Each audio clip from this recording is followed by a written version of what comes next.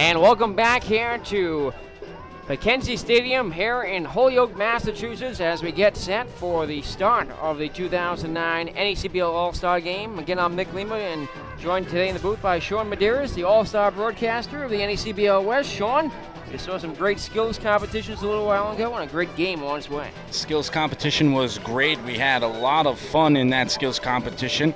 Adam Matthews won the 60-yard dash. Peter Verdon winning the outfield throwing competition. Brandon Macias winning the infield. Jason Hernandez, the catcher, winning that competition. And Jake Rogers hitting 4 home runs to win the home run derby. It was quite a show. Earlier on today, the festivities have been great here at Holyoke, Mass. They have done a tremendous job. And we're still about 20 minutes from the scheduled first pitch here, and batting practice is still underway between both these rosters. All-star power down there, putting on a show for the scouts, and now the fans who are filling up the stands here at Mackenzie Stadium. They fill up all the way around the first base line, and the concession concourse is getting pretty packed down there. Newport, the NECBL East 4-2 against the NECBL West in the last 6 seasons, going back to 2003.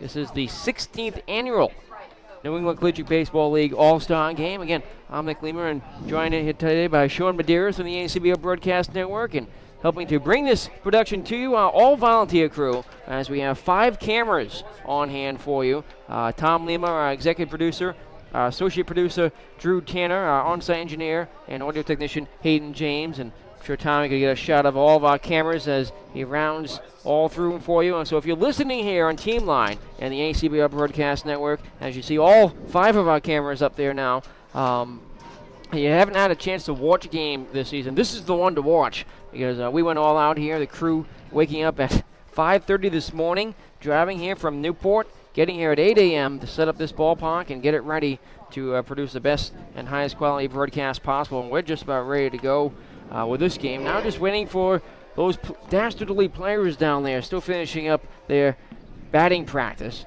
Of course, they're going to need that tonight against these hard-throwing pitchers for both teams, the best of the best in the NECBL, getting set for baseball.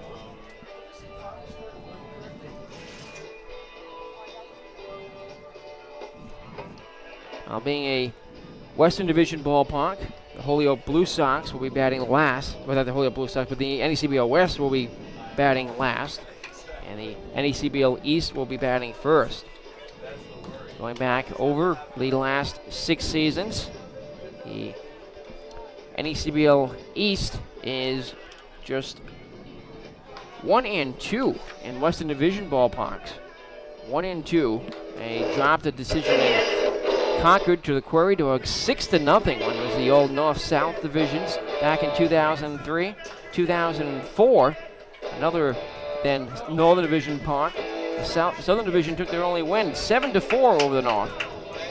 The other time they played at a Northern Division ballpark, when it was the Northern Division park, the Keene Swamp Bats, the North defeated the South 6-2 in Keene in 2006. Mike Coombs was the manager of that squad, and he'll manage the Eastern Division All-Stars tonight. He's joined by Scott Virgilak, his assistant coach, and John Forster, Newport's pitching coach.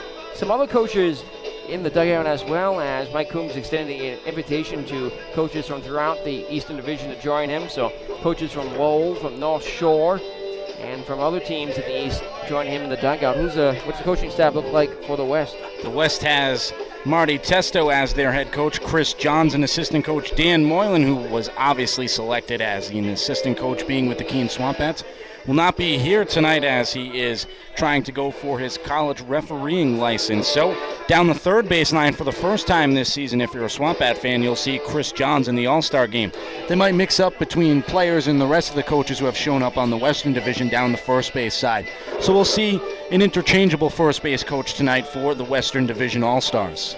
We'll give you the starting lineup first for the visiting Eastern Division All-Stars. Leading off will be the left fielder Trey Dennis, Nathaniel Dennis, who hails from the North Shore Navigators. Out of the New Bedford Bay Sox, Taylor Featherston bats second, starts at shortstop. The third baseman Joey Bergman from the Newport Gulls bats third. Ben Waldrop out of North Shore is batting cleanup and starting at first base. Batting fifth, Patrick Brady, the second baseman. Brady also out of the North Shore Navigators. The Lowell All-Americans and Cal Felix to the All-Star game to be the starting catcher. Felix will bat sixth. The designated hitter is Newport Gull Aaron Westlake. He bats seventh. In the 8 hole, it's Mark Mikowski, the center fielder. Mikowski from Sanford, the only starter from Sanford in the starting 9. And David Gustafson rounds out the order for the NECBL Eastern Division All-Stars. The right fielder, Gustafson, also from the Lowell All-Americans. What's the Western Division lineup look like? Henry Dunn will lead things off for the Western Division All-Stars. Henry Dunn, a Vermont Mountaineer. He plays in center field tonight, batting second. Swamp Bats fans accustomed to this by now, but around the rest of the league, Josh Chester usually bats second for the Keene Swamp Bats. He will play in right field tonight. Jake Rosenbach, the Holyoke Blue Sox, he is playing at home at McKenzie Stadium. He is the third baseman, and he bats third. Casey Lytle is the designated hitter. He plays for the Pittsfield American Defenders. Jacob Rogers will bat fifth, the first baseman. He plays for the Keene Swamp Bats. Jim Wood will play out in left field. He is a Holyoke Blue Sox. Followed by Corey Figueroa, the second baseman who plays for Keene. Brandon Macias, the crafty shortstop for the North Adams Steeplecats, bats eighth. And the ever-so-great catcher behind the plate, Jason Hernandez, will round out the order. He bats ninth. He is the catcher for the Vermont Mountaineers. Well, there your starting 9 for both teams. We'll take a break. Be back in just a moment with some info on your starting pitchers coming up next here on the ACBL Broadcast Network. Welcome back here in McKenzie Stadium in Holyoke, Massachusetts. It's the 2009 NECBL All-Star Game as our pregame show continues. Talked about the starting pitchers for tonight's ball game. First, for the NECBL East, we'll have Mike Gallo out there to pitch the first inning. Gallo, the right-hander out of Milligan College, a native of Peabody, Massachusetts. 6'3", 210-pound right-hander, plays for the North Shore Navigators. Gallo earned an average in the season of 1.35. He's 3-1 in 7 appearances, making 5 starts coming into this All-Star break. He's worked 33 1/3 innings, allowing 23 hits, 13 runs, 5 of them earned, walking 14, striking out 34. He's allowed 3 doubles and a homer. Opponents hitting just 198 off of Gallo, who's thrown a wild pitch and hit 3 batters. The starter for the Western Division All-Stars will be a repeat starter. It's his second consecutive start as the Western Division NECBL All-Star starter. That is the Swansea, Mass native Tim Boyce out of the University of Rhode Island. Tim Boyce will feature a fastball, changeup, curveball, and slider on the hill from the North Adams Steeplecats so far this season. Boyce with a 1.79 ERA, a win-loss record of 2-1. 8 appearances, 7 starts, in 45-plus innings pitched. Boyce has given up 31 hits, 13 runs, 9 of those earned. He's walked 15 and has struck out a tremendous 50 batters so far this season. He's given up 6 doubles, no homers, no triples. Opponents hitting 194 off of Tim Boyce in 160 at-bats. Before we go over the game conditions and umpires for today's game, we're joined by a special guest here in the broadcast booth, Holyoke Blue Sox broadcaster and just the master of ceremonies for this evening here at the 2009 NECBL All-Star Game. 2008 All-Star broadcaster Dan Sturtevant. Dan, what's going on? Not too much, guys. Thanks for having me aboard. I appreciate the title, Master of Ceremonies. It's a little more love than I get being called just a PA announcer. It is a ceremony here, and I'm proud to be the master of it. Just a beautiful day. The Home Run Derby. I think a little more fireworks than maybe people thought. We got to actually see a few home runs. First few banners were a little iffy there for a little bit, but then we saw the big bombers at the end. Rogers and Watts going at it head-to-head. A pretty good slugfest here, I thought. Yeah, I was afraid it might be a warning track derby for a little while. And it looked that way, especially after you had the leaders in the clubhouse. 3 guys with 1. We're going, we're going to have 6 guys with a homer apiece. But it was nice that Rogers and Watts separated themselves, made the cut line pretty easy for us there. And, came down to those last 5 outs. And Rogers showing that it's not necessarily the ballpark he plays in Keene, like so many would say, as Keene is rather homer-friendly, as he wins the Derby here at probably the least homer-friendly park in the NECBL. So a great job by him.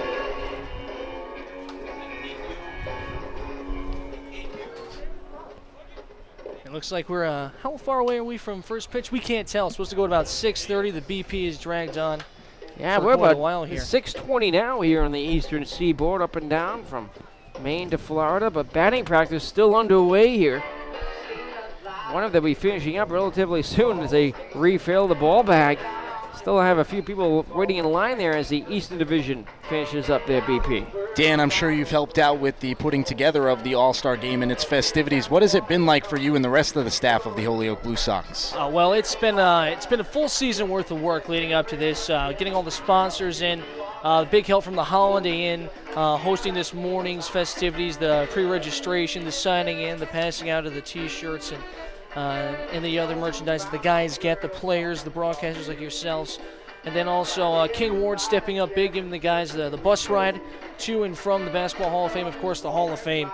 So nice they're able to host us and let the guys kind of get a one-of-a-kind tour through the Hall of Fame as only the Hall of Fame can do it. And also Pazzo stepping up, giving the brunch and also helping out tonight with the tickets. On the back of every ticket here, they're giving away a free entree or redeemable up to $20. So, you figure out, they printed out, a few thousand tickets here. They're willing to give away quite a bit, so they've helped us out a lot. So that part of it has been going on for quite some time. That's the long part. The short term today, it's been a long day for everyone here in Holyoke. The Newport guys leaving Newport at about 6 a.m. today, making the trek up here. We loved you guys did. Thank you so much, Nick, and everyone from the Newport Gulls Broadcast Network helping us out here today, really giving us a top-notch broadcast here at Mackenzie Stadium. The whole setup, making do with what we have here, bringing in all 4 cameras that you see game angles from, as well as your press box cam, which you will see from time to time here at Mackenzie Stadium. So our thanks go out to you guys, and for us, all the preparation goes into it, but as soon as it all starts, that's the easy part, reading the announcements, getting people fired up for the game, and that's what it's all about. The scouts here to see you guys put on a great show, and we look forward to it, hopefully within the half an hour. And the line of Raider guns is growing behind the plate. I already see a few being set up down there, as probably about 40 or 45 scouts will be on hand here today. Well, thank you, Dan, for your time. Nick Lima and I will try to do you and Alex Bersham justice here in the Holyoke press box tonight. We appreciate it, guys. Have a great call of the game, and it's been great talking to you. Thank you.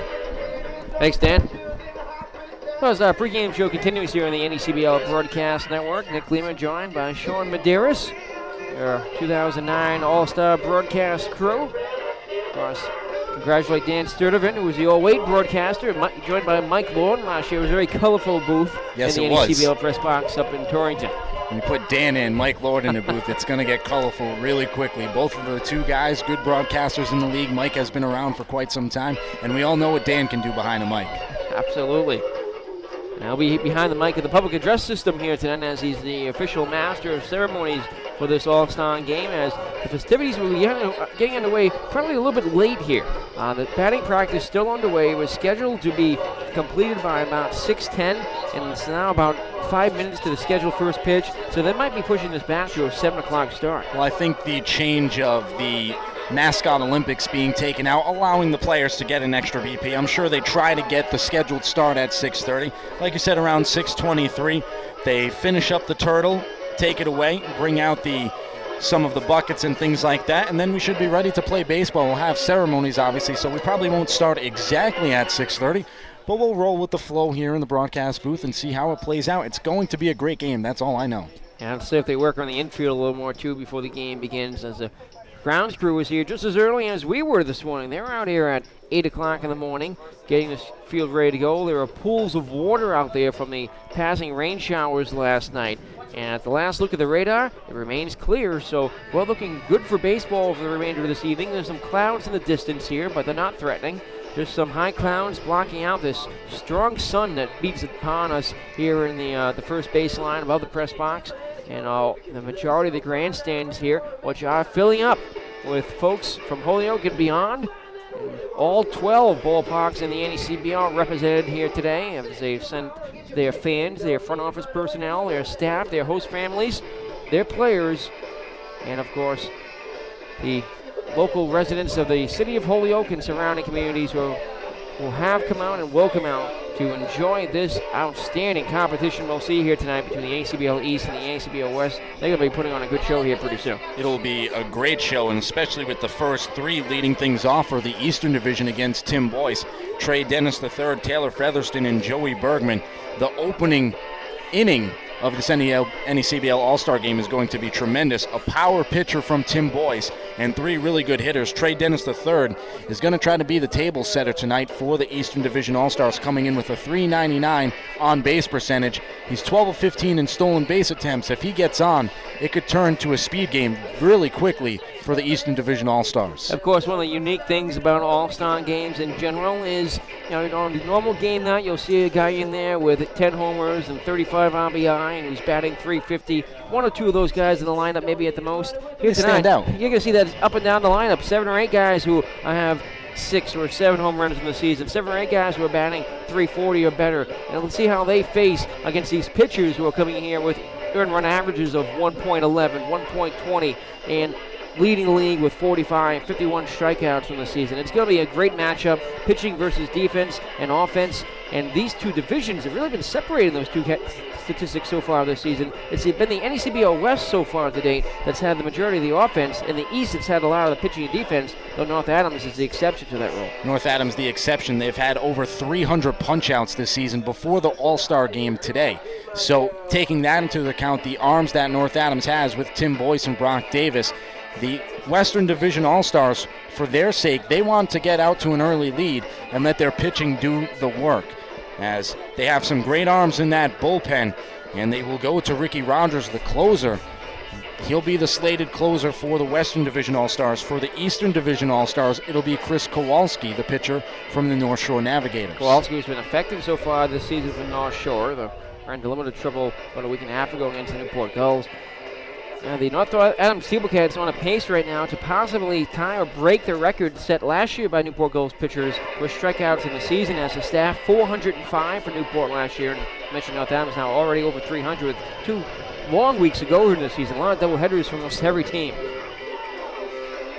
Fortunately for these teams, they'll all get Sunday off, which will be a big help to everyone around the NECBL, not just the teams, but everyone around the league and who are involved in those organizations as well.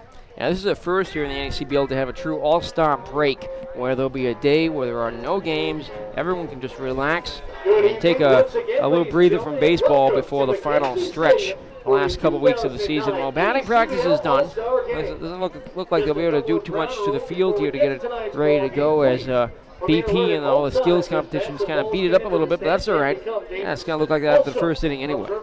Should be good to go here at McKenzie Stadium. As we've mentioned previously in the Home Run Derby, don't expect too many home runs, but expect a good baseball game. Think it's going to be one on defense, as how these teams can limit the other offense defensively by taking away runs. We all know that both teams can swing it, and there is good pitching on both sides as well. The key is going to be who plays the better defense tonight. The NECBL Western Division All-Stars take their field wearing their home uniforms for the most part. Looks like North Adams wearing their black jerseys today. American Defenders with their traditional camouflage uniforms.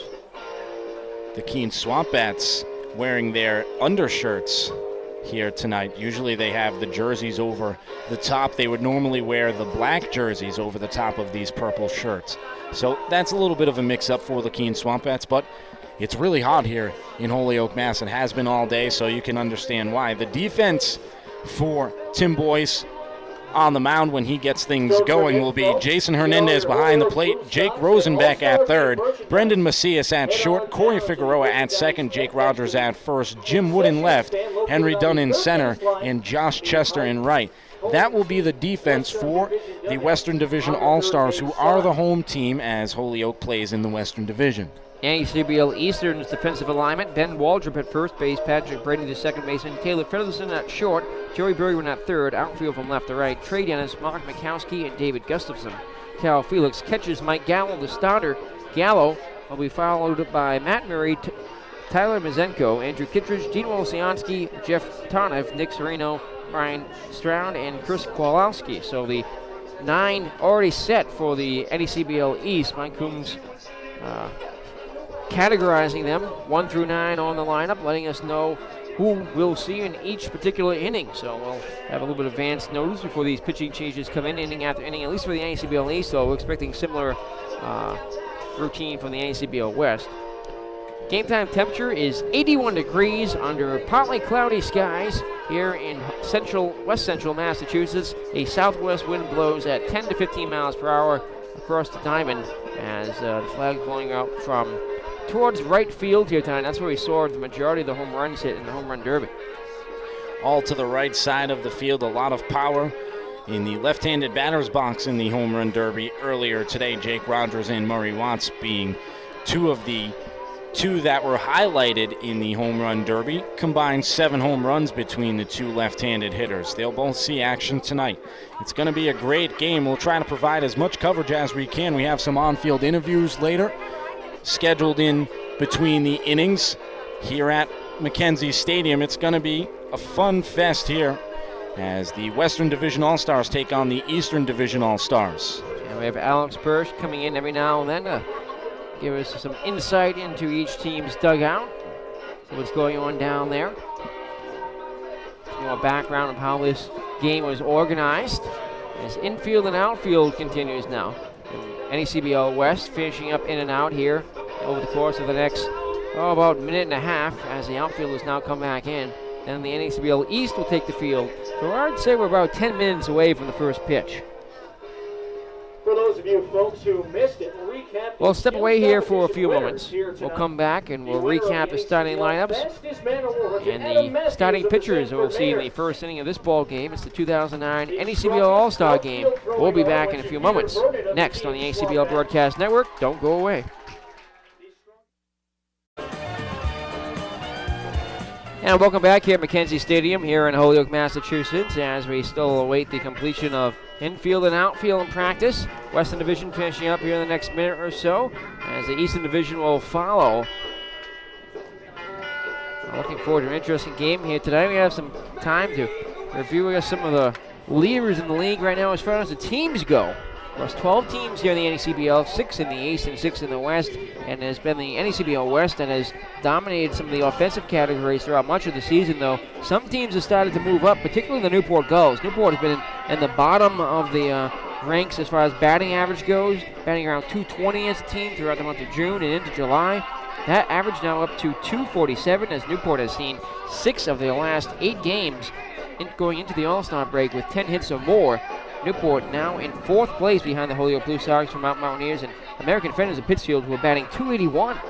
They've dabbled in between 1st and 3rd place in between the Holyoke Blue Sox, but currently in the Western Division, Nick, a team to really be worried about is the Danbury Westerners. They only have a 14-17 record, but they're starting to move up in a lot of categories, raising their average to .232 on the season and their ERA to .412, lowering that spot.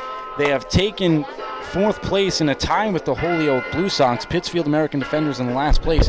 The Danbury Westerners have started to catch fire.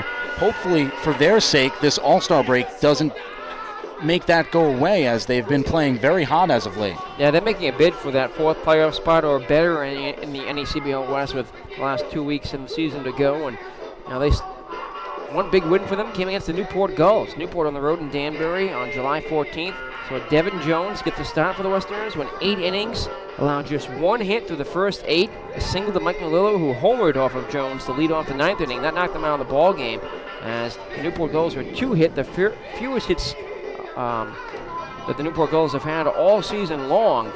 Danbury took a 2-1 victory at Rogers Park over Newport, and they've been on fire since then, moving up into 4th place in the NECBL West. It's not a surprise that Devin Jones had a game like that. He's a fireballer, and he's a very good pitcher. Surprisingly not on the All-Star team, but if he would have started as the Danbury Westerners starting pitcher rather than their closer, we might have another person on the roster for the Danbury Westerners in today's All-Star game. Another team to watch, the North Adams Steeplecats. North Adams has some great pitching, and that's what we really need in this league. That's what the Newport Gulls have focused on consistently. Now, they've had the bats in the past. They've had some solid defense, not the best defense in the league, but enough defense to get them through. But it's the pitching that's led Newport to championship after championship, and North Adams is following that formula very closely. North Adams having Brock Davis and Tim Boyce to lead that pitching staff. Brock Davis, 51 strikeouts on the season. Tim Boyce, 50. They have been very lethal on the mound for the Steeplecats. It's a tough team to run into when Tim Boyce or Brock Davis are on the hill, because what they do is they take the game away from you offensively, and the Steeplecats bats have certainly turned it around. The other day against the Keene Swampettes, they pumped out 5 home runs, and they almost had 6 in succession in their order from 1 through 6, and they've gotten a key addition, Daniel Lopez, their second baseman. He was 3 for 5, and he was a triple shy of the cycle. And out of the leadoff spot in his first game, that's not a bad debut. So the Steeplecats with the new addition, plus their pitching staff, could be very lethal down the rest of the season. The NECBL Eastern Division All-Stars take the field for infield and outfield practice. We'll be ready to go here in just a few minutes with the first pitch coming up. Talking about the pitching right now in this league, the Newport Gulls have led in team ERA all season long at 2.23, the best numbers in the NECBL by far, and has been very consistent in that category. Newport, the most wins in the league with 21, the fewest losses with 8, has an opposite record to the Manchester Silkworms, who are 8-21. Newport took a doubleheader victory over Manchester last night to come into this All-Star break. Newport, 79 runs allowed on the season, the only team not to cross 100. Most teams have crossed 140 runs allowed on the season. Earned runs, 63 on the season, and the fewest walks allowed by the pitching staff with 88. Of course, the Northampton Steeplecats lead far and away in the strikeout department. And that'll be the difference for the Gulls compared to every other team in the NECBL. You cannot issue free passes at any level in baseball. And with under 100 at the All-Star break right now, rather impressive. And that's going to be a key ingredient into their success later on in the playoffs. Of course, there's one thing that's always consistently exciting in baseball, and that's the home run ball. And while we won't see many here tonight in McKenzie Stadium, we've been seeing a lot this season, particularly from 4 teams in this league: the Keene Swampettes, the Danbury Westerners, who each play in smaller ballparks. Surprisingly, the Northampton Steeplecats are tied for second in the league with 21 home runs themselves.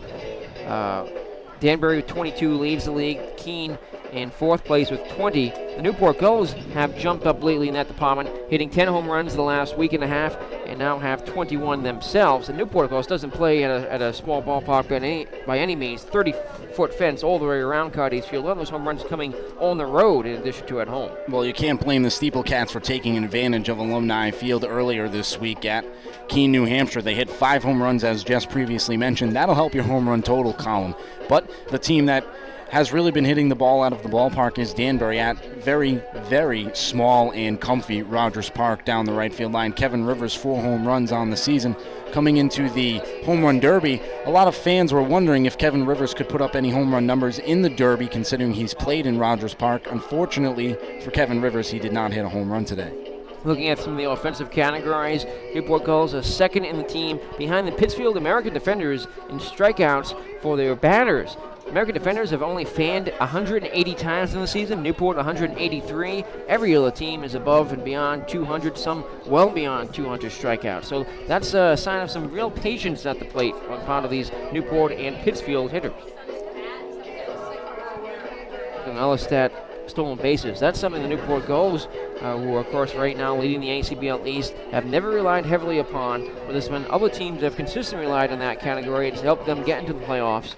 So it's kind of odd how some teams just ignore the base-stealing game and can get into the postseason, and other teams focus intently on it, often Holyoke, often North Shore, and that also helps them get into the playoffs consistently. Steeplecats have been a team that have been doing that too. You have John Schultz, who is perfect on the season so far in the stolen base department. A lot of stolen bases for the North Adams Steeplecats this year. They have 2 players that are perfect on the season in stolen base attempts, 16 of 16 and 13 of 13. That'll put runners in scoring position, and it's easy for your offense to turn around runs, even if you play small ball after that fact and then bring across a run. That puts pressure on the opposing offense to get the job done, and that's when you start being antsy and swinging at pitches you normally wouldn't because you're down in the ball game. As a team, the Steeplecats 64 for 82 in swipe bags this season, well ahead of the North Shore Navigators, who are 44 and 62. Third place will be the Sanford Mainers. They're 41 for 54. Of course, last place, you get the Lowell All-Americans and Newport Gulls. Lowell 18 for 31, Newport 16 for 25, the fewest attempts in the league and the fewest steals in the league. Manchester not very far behind them at 21 and 31, third from the bottom. Now, games played, that's been another category that's been up in the air lately with all the rain we saw in the month of June. The Lowell All-Americans are starting to make up ground on the games played statistic, but Lowell is still falling a little bit behind. Only 27 games so far in the books for the Lowell Americans. That's the fewest number in the league, tied with the American Defenders of Pittsfield, who had a rain out of their own on Friday night, as well as Danbury, Lowell, and Keene.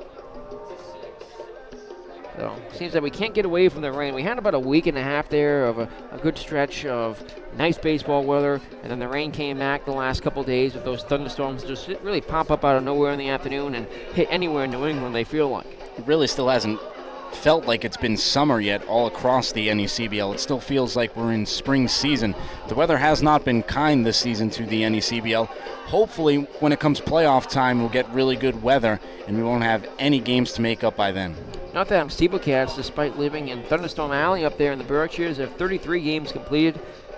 They only have 9 games left to go of this season, except many other teams still have 14, 15, or 16 games left to play in the season's last 15, 16 days. Now, the league-wide makeup date is on August 1st, so any games that aren't made up by that point could potentially be made up on that day. We could see some doubleheaders that day before the playoffs get started on August 2nd, but we've seen that happen the last couple years where there are triple headers on that day. You don't want to have that right before the playoffs start. It all depends on what teams are playing those games to make up. If they don't mean anything to the overall playoff picture, they might not even be played. That was a discussion that happened last year as well in the NECBL. So it all depends on who needs to make up games and what the playoff picture looks like down the road. Infield and outfield still underway here at Mackenzie Stadium in Holyoke, Massachusetts. This is the 2009 NECBL All-Star Game, the 16th annual All-Star Game being played here at Mackenzie today. We're underway a little bit late. We'll probably see a first pitch time just after 7 o'clock, maybe 7:05 once they wrap up with the pregame festivities, as Newport Gulls assistant coach and assistant coach for the NECBL East, Scott Virgilak, leads the infield practice right now. Outfield practice complete for the East. Infield will be wrapping up in the next couple of minutes. Take a moment to give you a few moments of All-Star history. Going back to 2003, the NECBL North Division defeated the NECBL South 6-0 at Concord in front of 1,326 fans. The game moved to the Vermont Mountaineers as the Mountaineers hosted the All-Star Game in 2004.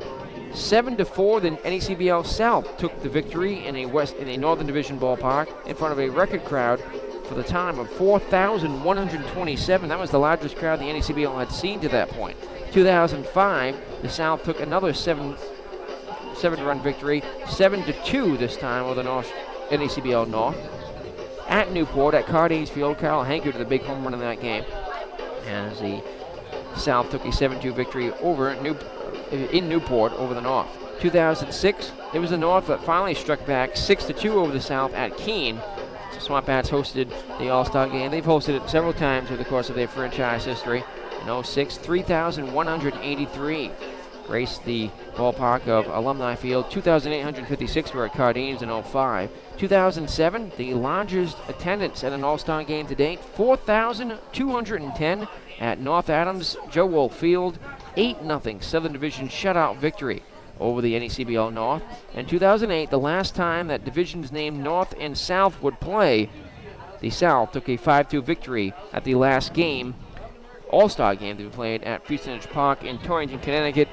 2,314 saw the South's 5-2 victory over North Shore. So going back the last 6 seasons, it's the NECBL South, now the East, who holds a 4-2 margin of victory over the NECBL North or West.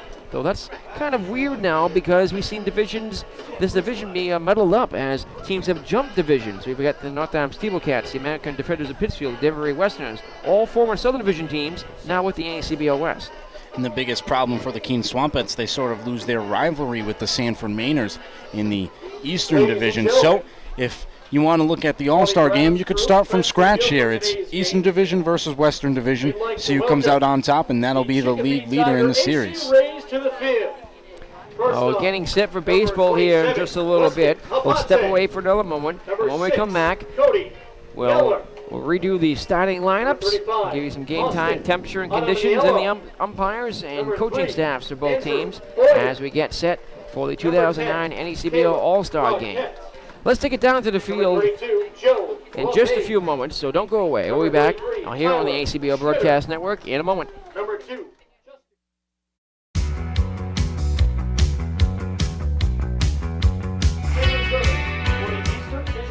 Back here now at Mackenzie Stadium in Holyoke, Massachusetts.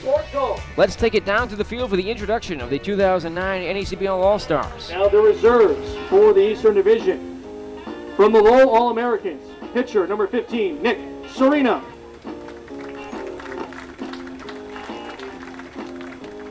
From the Manchester Silkworms, the catcher number 34, Travis Hayes.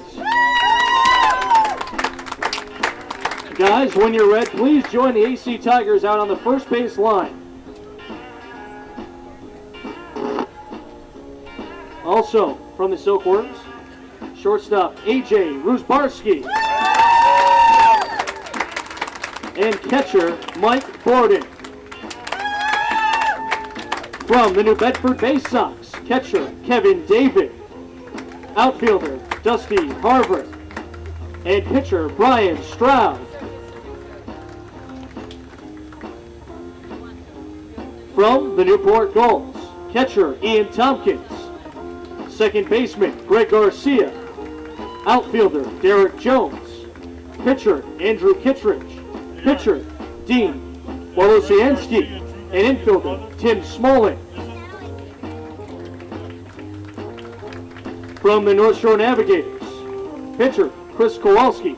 And pitcher Jeff Tardin. And from the Sanford Mainers, infielder Michael Roth, infielder Matt Mara, pitcher Tyler Mazenko, outfielder Dylan Pratt, pitcher Matt Murray, and catcher Bob Stumpo.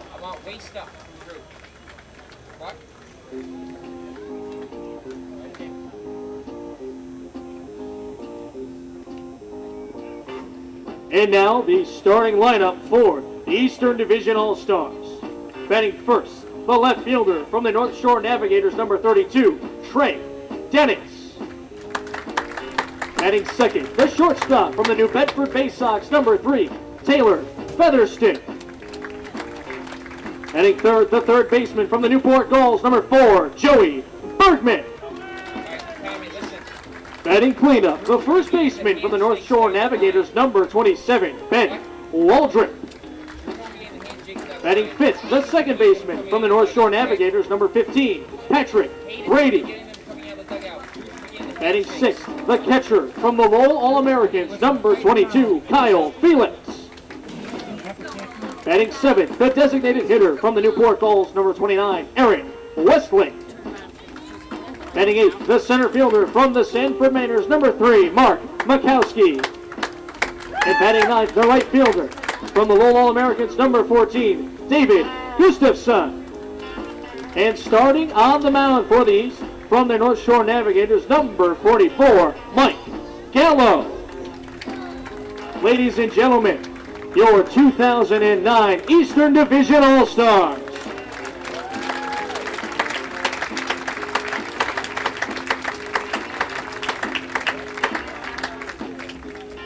And now, let's meet the West. They are managed by Marty Testo from the Keene Swamp Bats.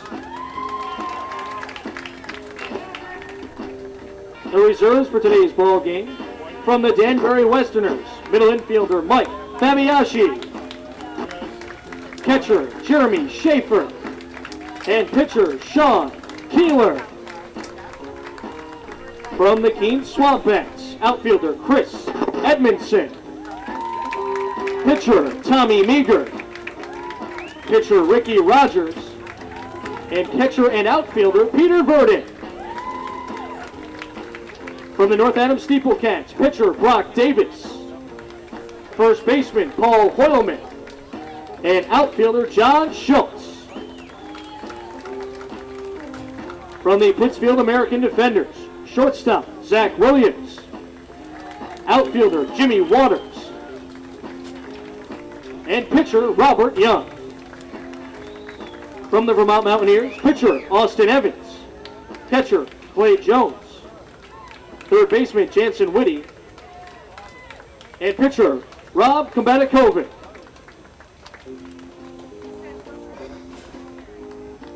And now the starting lineup for the Western Division All-Stars. Sorry, folks, we've neglected our two hometown favorites. From the Blue Sox, Stefan Arcure and Chase Brewer. Let's hear it for them, folks.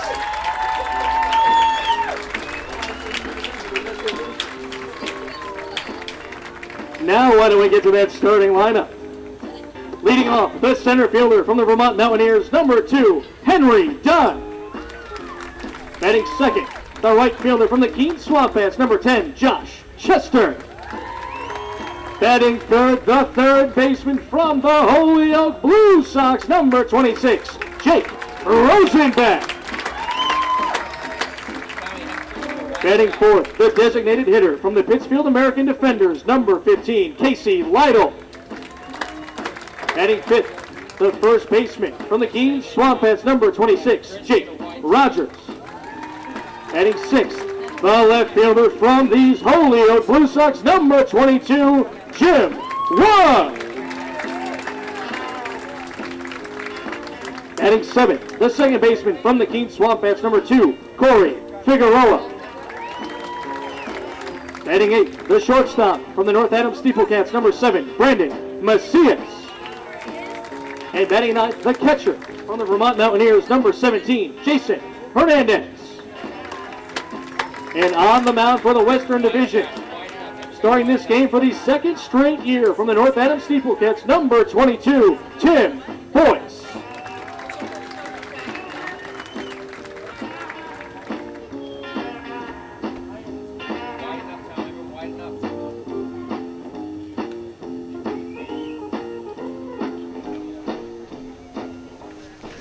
Now there you have it, the starting lineups and the reserves for the 2009 NECBL All-Star Game, announced by our Master of Ceremonies, Dan Sturdivant. Let's take it down the field for the singing of our national anthem.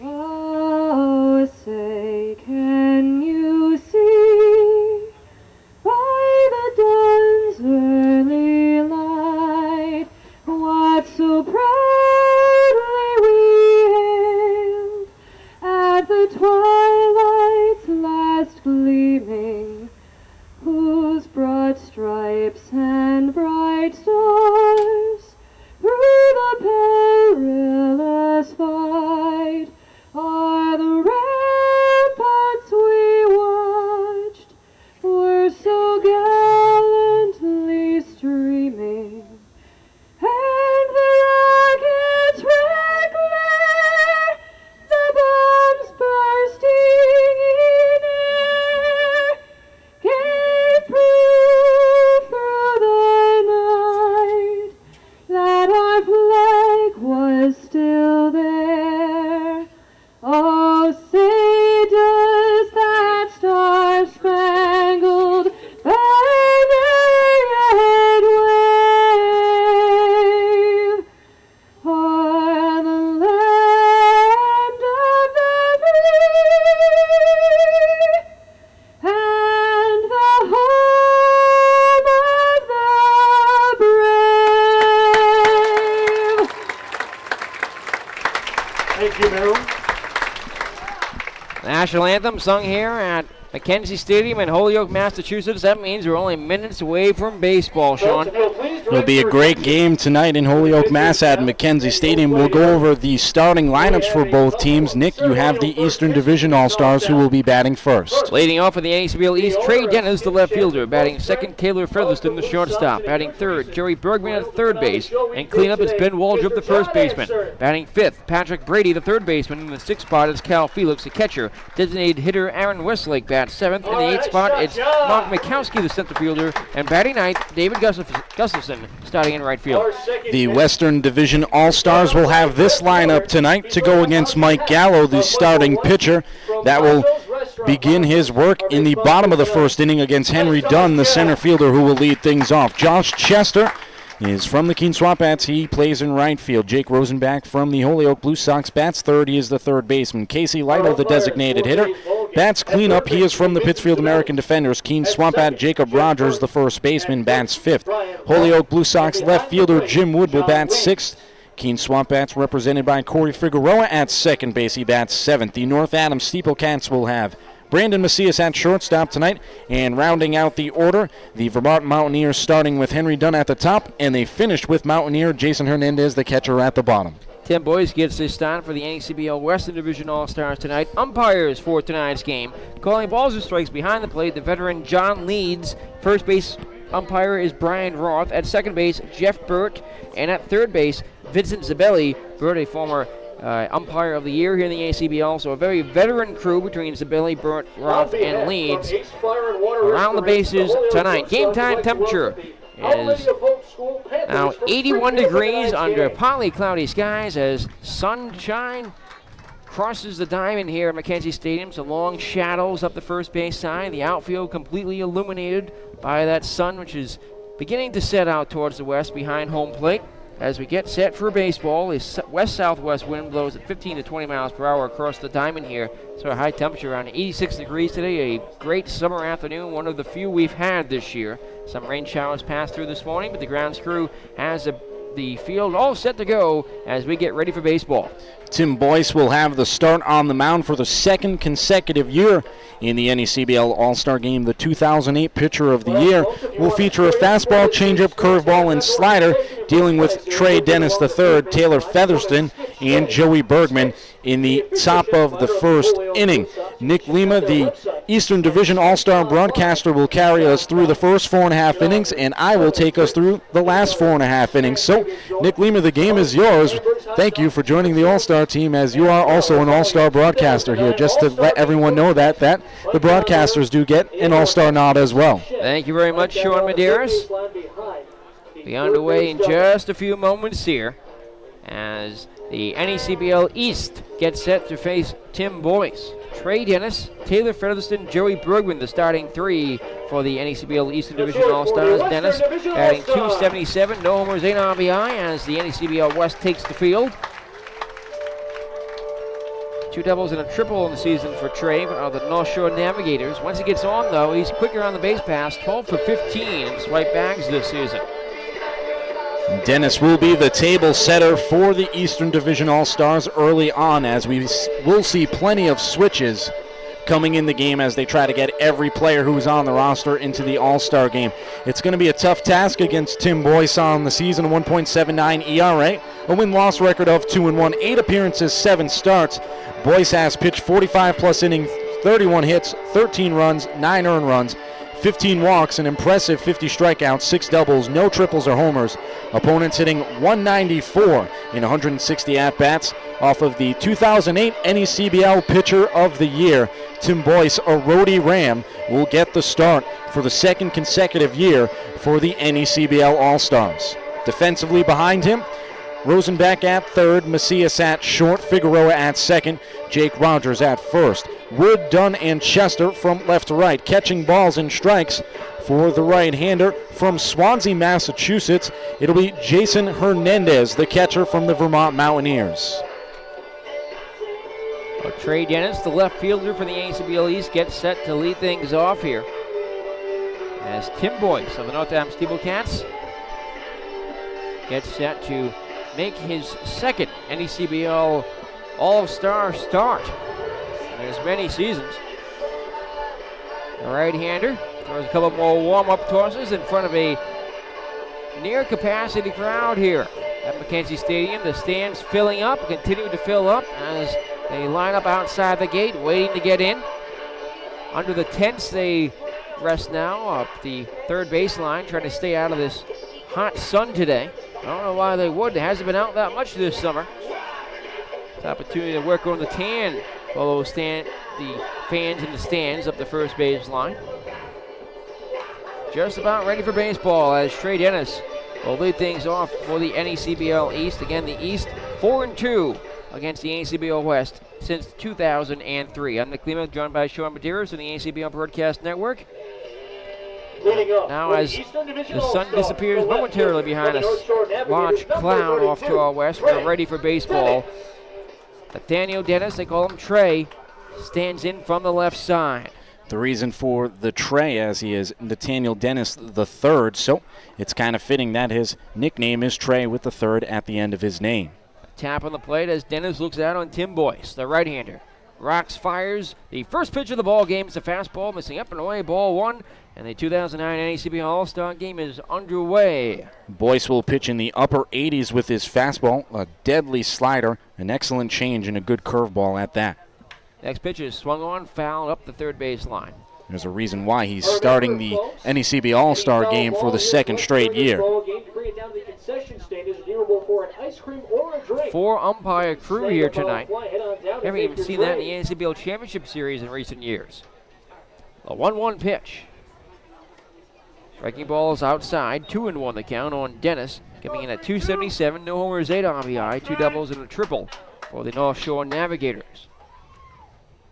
From the windup, 2-1 delivery. This broken bat looper to the second baseman. Right there is Corey Figueroa to make the catch for the inning's first out.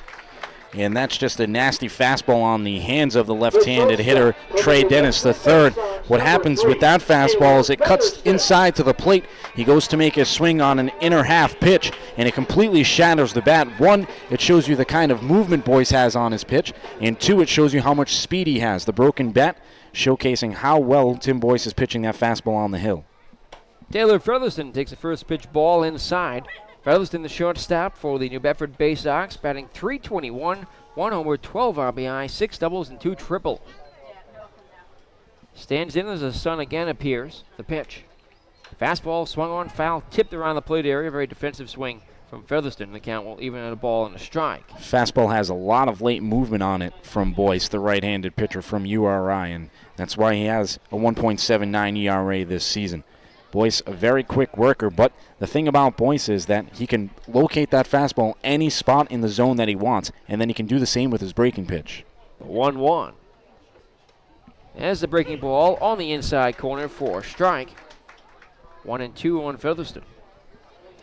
These players playing in front of at least 40 scouts here tonight. They all have something to prove on the diamond. The radar guns are raised behind home plate as the 1-2 pitch just misses a little bit low. The count will even up at 2 balls and 2 strikes. I can see at least a dozen or so being held in the hands of scouts behind home plate, right behind our backstop camera position. From the windup, the 2-2 to Taylor.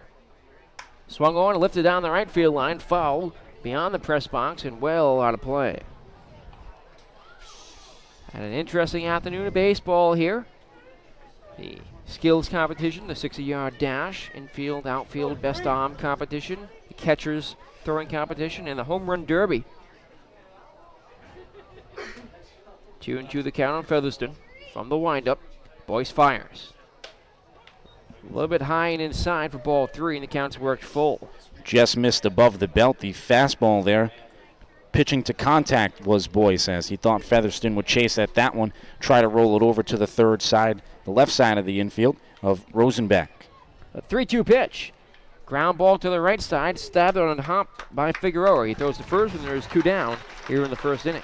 So Corey Figueroa of the Keene Swamp Bats getting some early action. He got the nod to go in this one, as it was sort of a game-time decision for Corey. He's been dealing with some injury problems after that play that happened in shortstop position in Sanford a couple of days ago. Came up limp trying to track a ball in the 5.5 hole. Couldn't come up with the baseball, came out of the game, but appears to be okay to play tonight's All-Star game. Joey Bergman batting .355, a homer, 8 RBI, and 4 doubles. Bats from the left side against the righty Boyce, who fires. Comes inside and off the glove of the catcher, Jason Hernandez. 1-0 on Joey, the Newport Gull, who has led the team in batting average since joining the squad 2.5 weeks in the season after being drafted by the St. Louis Cardinals in the 22nd round in this year's draft. 1-0 pitch is swung on and hit in the air to deep center field. Going back is done. Still going back at the warning track. He reaches up and makes the catch as he bounces into the wall out in straightaway center field. That's the out that retires the side. Joey Bergman took Tim Boyce to the longest part of this ballpark, but was run down by Henry Dunn. It's a 1-2-3 first for Boyce. So after half an inning here at Mackenzie Stadium in Holyoke, Massachusetts, It's the NECBL East nothing. The NECBL West coming up here on the NECBL Broadcast Network. Right now around the NECBL, we've got some league standings for you. Take a look around how both of these divisions have come to play here at Holyoke, Mass. In the Eastern Division, Newport Gulls 21-8. They are in first place. The North Shore Navigators are in second with a 17-15 record. They're 5.5 back. The Sanford Mainers are 15-14 on the season. They sit 6.5 games back. New Bedford 14-16. Lowell 9-18, and Manchester 8-21. In the Western Division, it has not been anything like the Eastern Division. It's very close and tight-knit for that first place spot. The Keene Swampettes, 19-12, tied with the Vermont Mountaineers with the same record. North Adams, a very good team, not far behind with a 19-14 record. They are 1 game back. The Danbury Westerners and the Holyoke Blue Sox knotted at 14-7 on the season. They are 5 game backs of the Keene Swampettes, and the Pittsfield American Defenders are 11-16, 6 games back of the division-leading Keene Swampettes. Mike Gallo gets the start for the NECBL Eastern Division. He'll face Henry Dunn, Josh Chester, and Jake Rosenbeck in the last of the first. Gallo on the season, a 1.35 ERA, a win-loss record of 3-1. In 7 appearances, Gallo has made 5 starts, and he's thrown 33-plus innings. Gallo has allowed 23 hits, 13 runs, only 5 of those earned, 14 walks, 34 strikeouts. He's given up 3 doubles, no triples, 1 long ball. Opponents hitting 198 in 116 at-bats. From the Vermont Mountaineers, NECBL West Henry 2-1 Dunn. at their own ballparks when an all-star game is being played, going back to 2003, though 2-4 overall. And this the league's premier event. Mike Gallo looks in on Henry Dunn and fires his first pitch. Fastball is high and inside, ball 1. Dunn batting .352, no homers, 16 RBI, 10 doubles and a triple for the Vermont Mountaineers. The 1-0 pitch. Swung on and hit in the air to deep right center. Going back is Mikowski. Still going back on the warning track. It's going to bounce on the track and bounce into the wall. Rounding second and being held there is Henry Dunn with a leadoff double for the NECBL West. It's no surprise Henry Dunn scorches one to deep center field over the head of Mark Mikowski, the center fielder from the Sanford Mainers. Henry Dunn easily getting into second with the double. He hit a fastball over the plate, well over the head of the center fielder. Henry Dunn tracking that ball down in the last half inning in center field. Dunn showcasing his speed. He's always first to the bus, too. He's always got to be fast. Josh Chester to bat now from the left side. As he pinwheels the bat, looks out at Dunn on the back of the second. Has an impressive lead there. Bounces around the pitch. Taking high for ball 1. Chester coming into the All-Star game with a .370 average. That's good enough for second best in the NECBL with a minimum of 50 at-bats. Gallo, look in, gets the signs from his catcher Felix, throws back to second, and just safe is Henry Dunn as the crowd gasps. That was a little bit close there, too close for Dunn's comfort. Dunn has taken a huge lead over at second. See if they go back there again. Gallo looking to the plate to check on the runner. He comes to the stretch, twirls, fires, and not in time. Back to second base. He just got the hand under the tag, did Henry Dunn. He's playing in dangerous territory right now. Not sure why he's that far off second base. You get a leadoff runner in scoring position on a double. Let Chester do work at the plate. Especially in the first inning. 1-0 the count, the pitch. Wild pitch goes to the backstop, and off the third goes Henry Dunn. So now the go-ahead run 90 feet away. It will be a wild pitch charge to Mike Gallo. And I guess that's what the speed does on the base paths to Mike Gallo. Makes him throw a wild pitch. His delivery rushed to the plate. Turns over a breaking ball there. Skips it in the dirt. Now Chester has a chance to put the Western Division All-Stars on the scoreboard first with a runner 90 feet away. A pitch taken high. Ball 3. A walk here will bring up Jake Rosenbeck. Real power coming up here. Rosenbeck, Lytle, then Jacob Rogers, who has 6 homers on the season. That pitch is in there for a strike. A hitter's count 3-1 on Josh Chester, the right fielder. Chester thought that fastball missed off the inside corner of the plate, but it did not, catching the black in at the knees of Chester, the left-handed hitter. Gallo works out of the windup. He kicks and deals. a little bit low and inside for ball 4. So double, wild pitch and a walk, put runners at the corners for the NECBL West with no one out here in the first inning. Nick, how fitting would it be for the Holyoke Blue Sox third baseman to put the home team up on the scoreboard 1-0, playing in front of his hometown crowd? Jake Rosenbeck, the former Pittsfield Duke in the 2008 season. Now with the Holyoke Blue Sox, his second season in the ACBL, bats with a go-ahead run 90 feet away and no one out. A lot of hitting room in right center in the spacious ballpark. The pitch. Fastball misses low, ball 1. Rosenbeck batting .310, a homer, 4 RBI. Or rather 14 runs batted in, and 10 doubles. The Holyoke Blue Sox bats on the left side, looks out on the righty Gallo, who sets and deals. Fouled back and out of play, off towards the construction site at Holyoke High School behind the concession stand. These stands are filling up rapidly here at McKenzie Stadium. Not many seats remain. As fans shield their eyes from the sun, they'll be set before you know it. 1-1 pitch grounded towards the right side. They'll get a run home. The second baseman flips the second out there on the first double play. Scoring from third base is Henry Dunn, and the NECBL West leads it 1-0. No RBI for Jake Rosenbeck as he bounces into a 4-6-3 twin killing. But he gets the job done at the plate despite the twin killing, bringing home the first run of the game. Gives the Western Division All-Star some breathing room with the best pitcher in the league on the mound, Tim Boyce. Here's Casey Lytle, the designated hitter, takes the first pitch low and away, ball 1. Lytle batting .376, a homer, 14 RBIs, one of the league leaders in batting average. 6 doubles, 2 triples for the American defenders as he takes a strike. Counts even at 1-1. Lytle, in fact, the league leader in the NECBL in batting average, just ahead of Chester, 6 percentage points. 1-1 pitch is driven to deep right field. Going back, Mikowski, and over to his right, David Gustafson, right center, makes the catch for the out that retires the side, but not before the NECBL West. Plates a runner here in the first. Thanks to leadoff double, the walk, the wild pitch, and the double play grounded to by Jake Rosenbeck that scored Henry Dunn from first. And after one complete from McKenzie Stadium here in the 2009 NECBL All-Star Game, it's the NECBL West 1, the East nothing on the ACBL Broadcast Network. Well, Friday, so a lot of action around the league, Sean.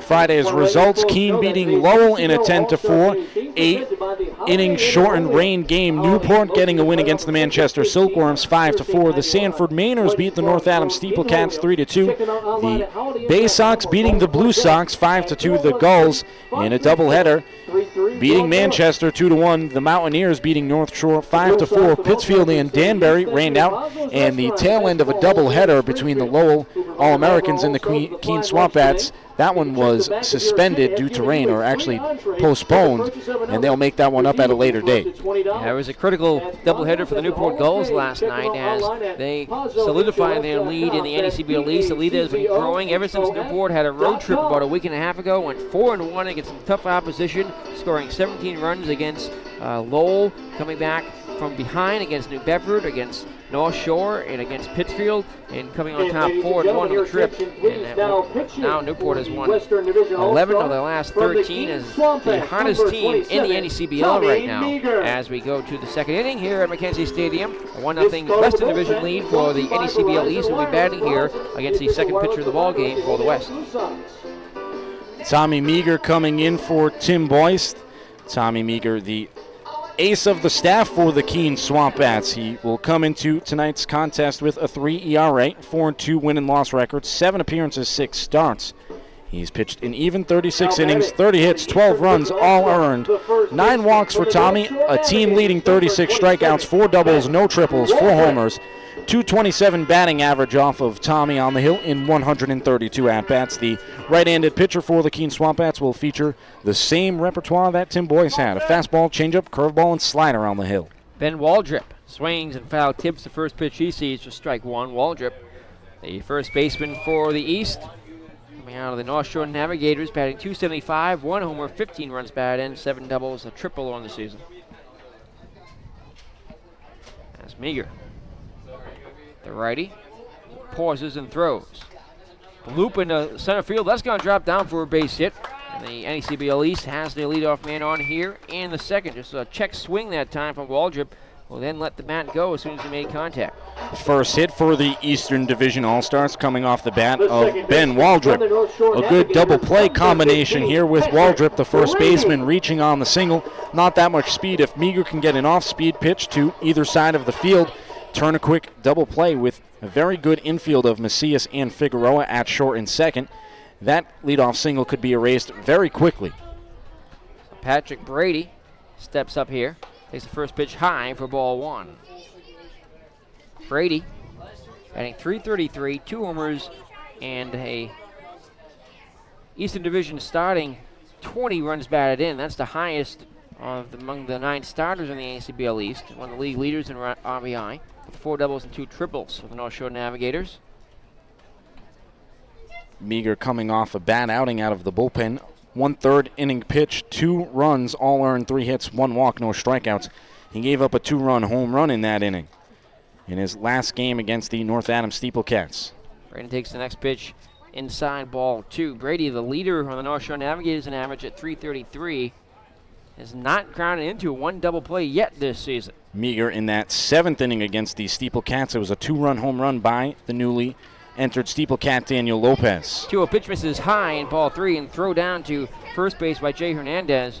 It's not in time as Ben Waldrop dives him safely. Waldrop 2 for 5 in swipe bags this season. Beautiful snap throw by the catcher there. If you didn't catch the pregame festivities, the skills competition, Jason Hernandez outright unanimously winning the catching throwing competition. The 3-0 from Meager.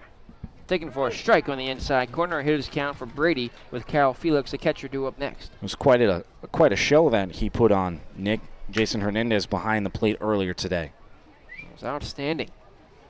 Great festivities earlier today, if you missed them. The 3-1 pitch is inside ball 4. So the first 2 have reached for the NECBL East. As Carol Felix will bat now with runners at first and second, the tying run in scoring position now for the Eastern Division All-Stars. Carol Felix batting .313, 1 homer, 14 RBIs, and second in the NECBL with 11 doubles, tied for second for the Lowell All-Americans. He'll bat from the left side. Meager has to do what he's done all season long. Just let the defense play behind him. Get a ground ball, pitch to contact. From the stretch, Meager's pitch is high and away, ball 1. Aaron Westlake, the Newport Gull, waits on deck. Nothing on the line here in this game except for prestige of the division. 1-0.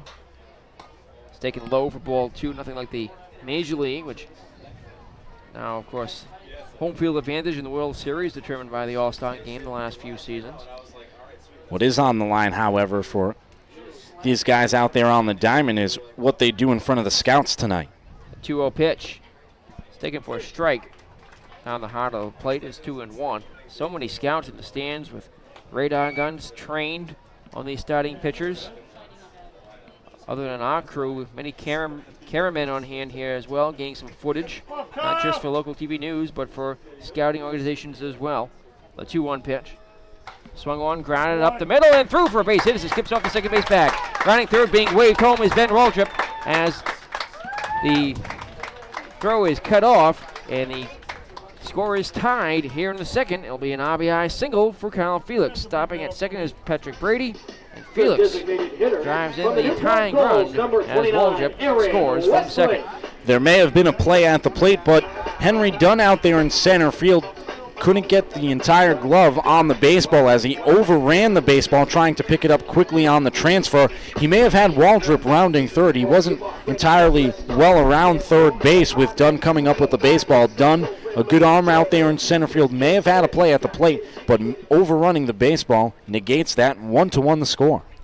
Aaron Westlake the bat now. Westlake at .289, a homer, 12 RBIs. Takes the first pitch low, ball 1 as it pops out of the mitt of Hernandez. Aaron, 3 doubles, 2 triples in the season.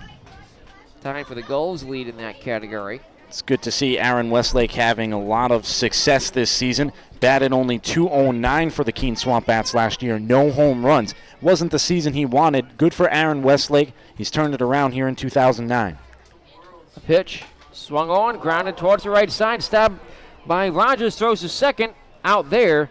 They won't turn 2 as one runner is retired. Advancing to third base is Brady. Westlake reaches. It will be a fielder's choice, 4-6.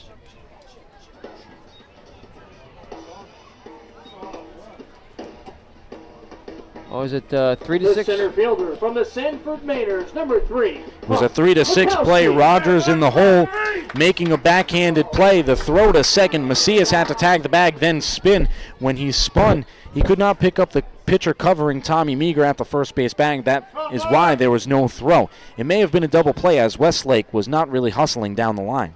Mark Mikowski takes the first pitch strike. It is 0-1 on the center fielder for the Sanford Mainers.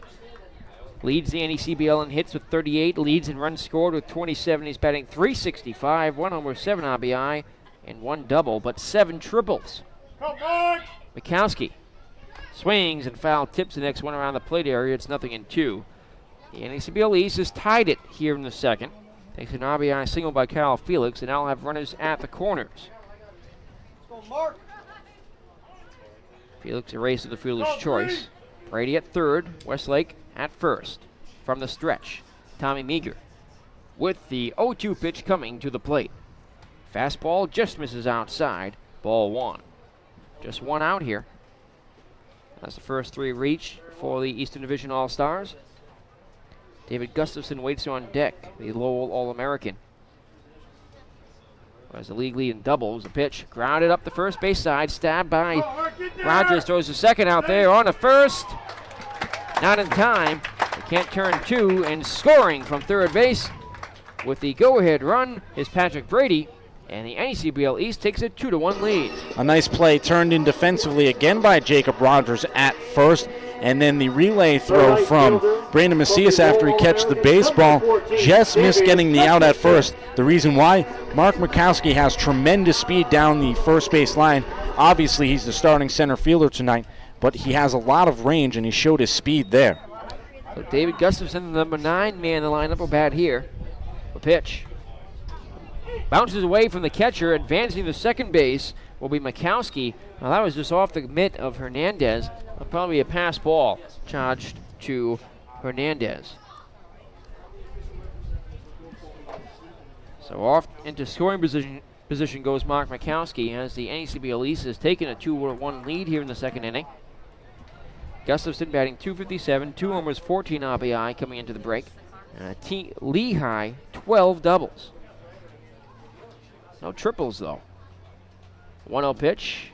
It's in there for a strike, and the count will even at 1-1. Speaking of triples and the speed of Mark Mikowski, who reached at for 7 triples, leads the league by far. As I mentioned, also leads in runs scored with 27 and hits with 38. And he takes off for third base. The 1-1 pitch is in the dirt, blocked by the catcher as it rolls up the line. It'll be an easy stolen base for Mark Mikowski without a throw. And just speaking about the speed of Mikowski, he takes off for third base, timing the windup of Meager. It's a very long stretch to the plate from Meager, and Mikowski running down the third base line, easily stealing the bag. The pitch was ball 2 as the lights are on here at Mackenzie Stadium. Sun beginning to set from the stretch. The 2-1 pitch. Rather, the 2-2 pitch is strike 3 called on the inside corner. As the scoreboard and I catch up, but the NECBL East takes a 2-1 lead after playing a pair of runs here in the second. And after an inning and a half, it's the East 2, the West 1, in the 2009 NECBL All-Star Game, right here on the NECBL Broadcast Network.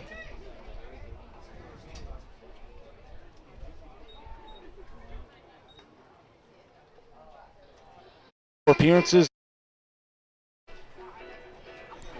So here at Mackenzie Stadium, the 2009 NECBL All-Star Game, a 2-1 Eastern Division lead. And the new pitcher for the NECBL Eastern Division All-Stars, Matt Murray. Murray will face the 5, 6, and 7 hitters in the Western Division's lineup. NECBL West played a run in the first, but the East quickly responded in the top half of the second.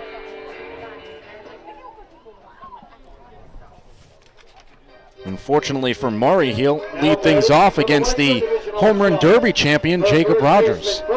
Rogers, who sent 4 out in the Home Run Derby, best among those who competed. 2 in round 1 and 2 in round 2. And a ballpark that's very tough to hit a home run. Rogers takes the first pitch fastball on the outside corner for strike 1. He's batting .267, 6 homers, 22 runs batted in, and 3 doubles. Jake leads the Keene Swampettes in 6 home runs and 21 RBIs on the team. Pitch is taken the outside corner for a strike. It's 0-2. Jim Wood to follow. The outfield plays him a little bit deep. Especially in right field, and there's reason why. He hit 4 home runs out there earlier today. The 0-2. Fastball misses away. Count will be a ball and 2 strikes, and Rogers, the first baseman.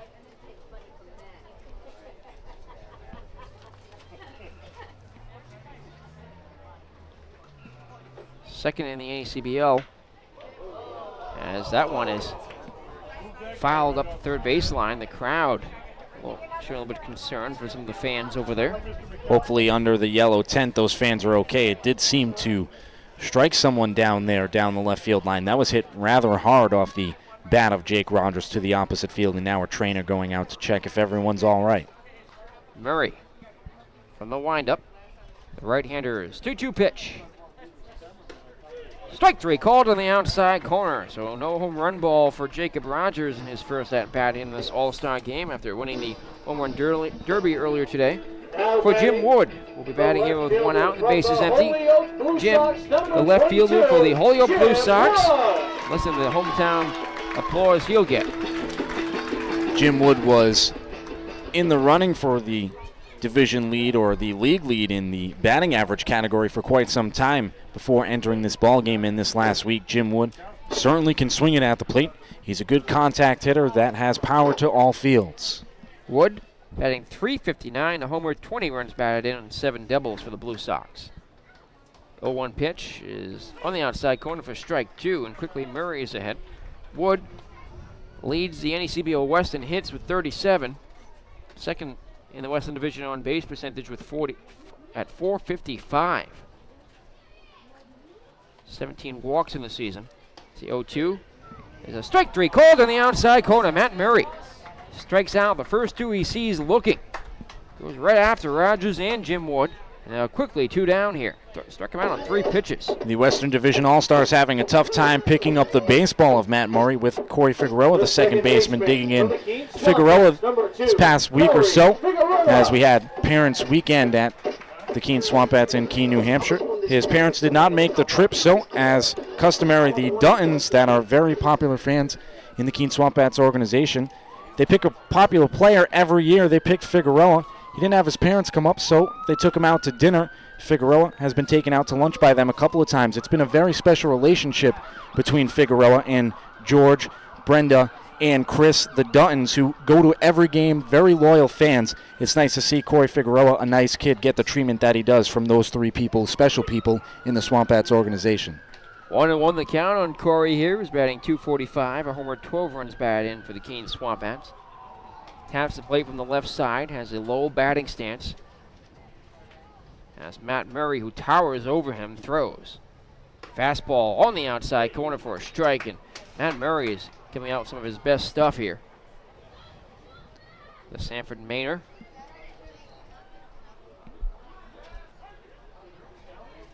Looks in, gets the signs from Kyle Felix. The 1-2 pitch. Ground ball hit softly to the third baseman and bobbled off the glove of Joey Bergman. That's going to trail onto left field. On at first base is Corey Figueroa.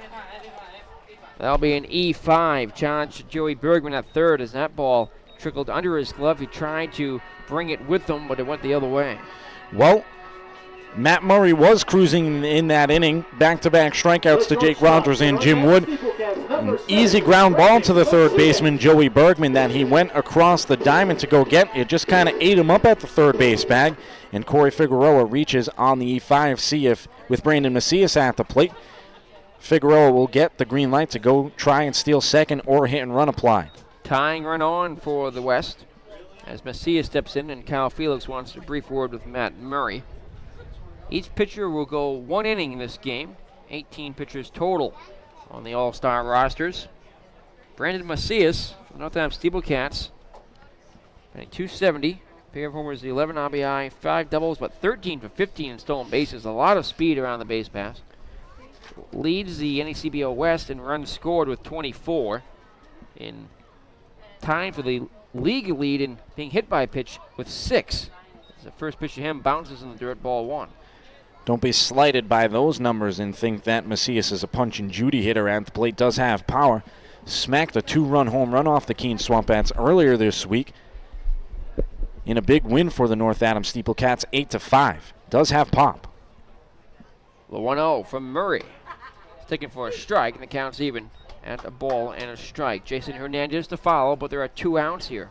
As Murray fanned the first 2 he saw looking. Figueroa reached on the error by third baseman Joey Bergman. From the stretch, at the belt, the 1-1 pitch. Looper right into that yellow 10 up the third base line, but it hits off the fence. It's protecting the fans. Oh, they almost had another close call down there. It's like the yellow tent has a target on it or something. I think some of those fans might start to move away from that seat down the left field line eventually. That's a second one shot over there, and they've both been hit really hard. Some of them are backing off now, especially with the sun setting, some more seats opening up along the first base line. 1-2 the counter, runner at first and 2 down. Here's the pitch. Ground ball hit up to the third base side. Bergman charges, fields, scoops it up, throws to first. Low but picked by Ben Waldrop for the out, that retires the side. The NECBL West strands the runner, and we're through 2 innings of baseball from Mackenzie Stadium in the 2009 NECBL All-Star Game. It's the NECBL East 2, the West 1, right here on the NECBL Broadcast Network. It is time for our Pazzo's Restaurant Ice Cream Eating Contest. So already 2 innings in the books here. Each of our 4 contestants will have to open their ice cream when I say go. First one to start the down NECBL with the East prize on courtesy top of the Blue 2-1 Sox. is out hit On your mark, the West get set, 2-1, though go! East has committed the game's only error thus far. 1 run in the last of the first inning for the home team West. 2 runs in the top of the second. I'm Nick Lima, joined by Sean Medeiros here on the ACBL Broadcast Network. Just a couple of weeks to go here in the season, as these teams will all be playing doubleheaders and makeup games over the course of the next week and a half or so. It's going to be a very busy stretch of baseball right through the season finale on July 31st. Of course, then the playoffs begin, and in this league, a 3-round playoff with 4 teams eligible from each division.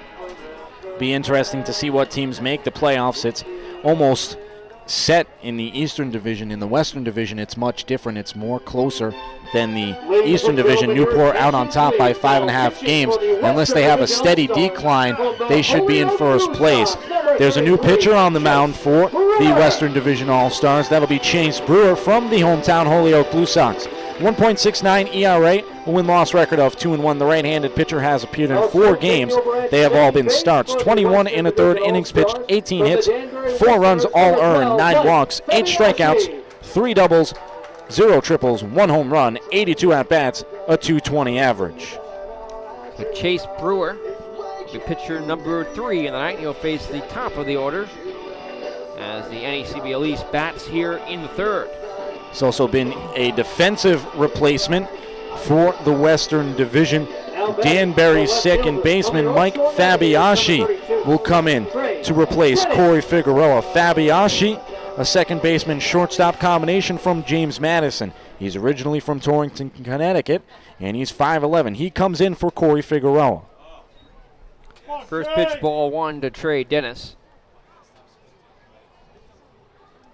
Figueroa's night is done after he reached on the error by Joey Bergman in the second. 1-0 pitch is in there for a strike, 1-1 the count as the sun appears to be setting behind some clouds out towards the west. Now the field enveloped in shadows. 1-1 delivery, swung on and lifted into left center field. That's going to drop down for a base hit. Played on a couple of hops out there by Jim Wood. And Trey Dennis is on with a leadoff single. The second consecutive inning, the NECBL East has their leadoff man on. Well, that looked like a ball hit into the gap that Trey Dennis III was going to make into extra bases, but a good job by the outfield combination to run that ball down in left center field, get it back into play, and only leave it a leadoff single for the Eastern Division All-Stars in the top of the third inning. 1 on for Taylor Featherston, who takes a first pitch strike on the inside corner. A fastball from Brewer. Featherston 0 for 1, bounced to second his last time. The New Bedford Bay Sox batting .321. Check on the runner at first. Diving in safely is Trey Dennis, who is now 1 for 2 in the game. Has the third hit for the Blue Sox, for the NECBL West. 12 for 15 in stolen bases is Dennis. As ball 1 is high to Featherston. Brewer will feature on the mound a 4-seamer, a 2-seamer, a curve, and a slider. Hits his max at 85 miles per hour for the Holyoke Blue Sox this season. The pitch, the runner goes. It's taken high. Here's the throw down to second. Not in time. Stolen bases. It rolls into the outfield. Not far enough for Dennis to advance any further. It's the second stolen base of the night for the Eastern Division. Well, it looked like the throw was there from Hernandez. The fielder just couldn't come up with the baseball. It looked to be right on target, a one-hopper right there. It definitely beat the runner. Should have been out number 1, but the field can't get it in and tag the runner, Trey Dennis, the third, so it's a stolen base. Pitch is high. Ball 3-1 the count on Featherston. Now a hitter's count for the shortstop of the NECBL East. Dennis had a good jump and went in with a head-first slide. Pick up the swipe bag. From the stretch, Brewer. He deals the 3-1 pitch, popped up, back our way, beyond the press box, which is at the first base line here at Holyoke. If a fan can go find that baseball, that's a free ice cream or drink at the concession stand. But that was hit a ways away over the press box. Well, I might take you off for a minute. Hold on. A 3-2 pitch. Breaking ball just misses inside, ball 4. And this third inning looking a lot like the second when Tommy Meager gave up a single and a walk. Now, Chase Brewer has given up a single and a walk. And here comes Joey Bergman. Fly to center, deep to center. A ball hit the warning track to the deepest part of this ballpark to end the first inning. Bergman taps the plate and looks in from the left side. Runners at first and second, no one out. Brewer stretches and deals. Low, ball 1. Joey at 3:55, a homer, 8 RBIs. And joined the Gulls late after being drafted and opted not to sign. Continue his amateur career, another season at least. The 1-0. Inside a little bit low for ball 2.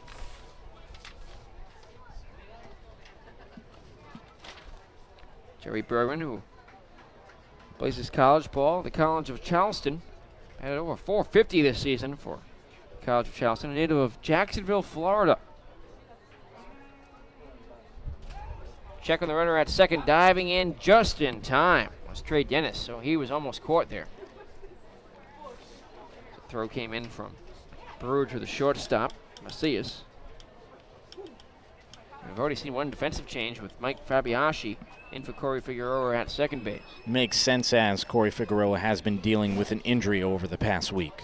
2-0 pitch, a broken back grounder as the business end of the bat. It goes up the second base line, flip, caught by the shortstop. Macias flips to Fabiaschi for the fielder's choice, 6-4. Watch out, base runners, as that bat went flying all the way into the base path on the second base line and almost hit Featherston, who was on his way from first and second. Probably delayed Featherston's trip to the second base bag as he was forced out, 6-4. Advancing the third was Trey Dennis. Now the NECBL East has runners at the corners with 1 out for the cleanup man, Ben Waldrop. Third broken bat of the night. You can tell one thing, pitchers are pitching inside hard and hitters are swinging rather hard at the baseball. The result, 3 broken bats so far. First pitch, strike 1 to Waldrop. Ben, 1 for 1. He singled, scored the first run of the ball game to tie it in the second. For the East, lights began to take effect now as the 0-1 pitch is fouled back. And he's in a hole, 0-2. Waldrop at 275 with 15 runs driven in. 7 doubles in the season for the North Shore Navigators. This is the doubles ballpark, though we haven't seen an extra base hit yet from the NECBL East. Henry Dunn led off the ball game with a double for the West. The 0-2, high, brought down by Jason Hernandez. Oh, he saved a run there.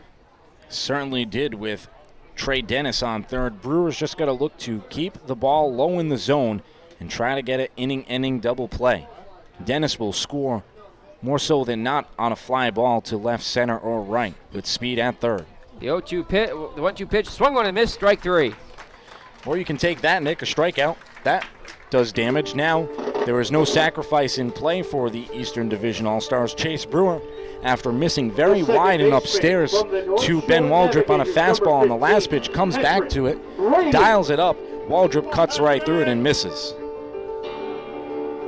So here's Patrick Brady, who walked and scored the go-ahead run in the second. Back to 2 outs, and runners at first and third. The pitch swung on and driven to right field. Going over to his left is Chester. That ball's going to drop in foul territory right into the bullpen. Chester almost got there. Had another 5 feet to go as it was just out of his range. It's a long strike for Brady. Having a discussion earlier in the season, very early, about Patrick Brady, who has been named a Player of the Week so far, at least once on the NECBL. Nick, a candidate possibly for an MVP type candidate across the season. He has the stats to prove it. Brady has been a very good player, and it'd be interesting to see if a second baseman in the league could get the MVP. Nothing and 1 the count on Patrick. Brewer from the stretch. The pitch. Ground ball hit to the shortstop. Charging is Macias. He underhands the easy way to second to Fabiashi for the out. There he retires to side on the 6-4 fielder's choice. The NECBL East strands a pair, and we are through 2.5 from Mackenzie Stadium, the 2009 NECBL All-Star Game. Eastern Division leads the West 2-1 here on the NECBL Broadcast Network.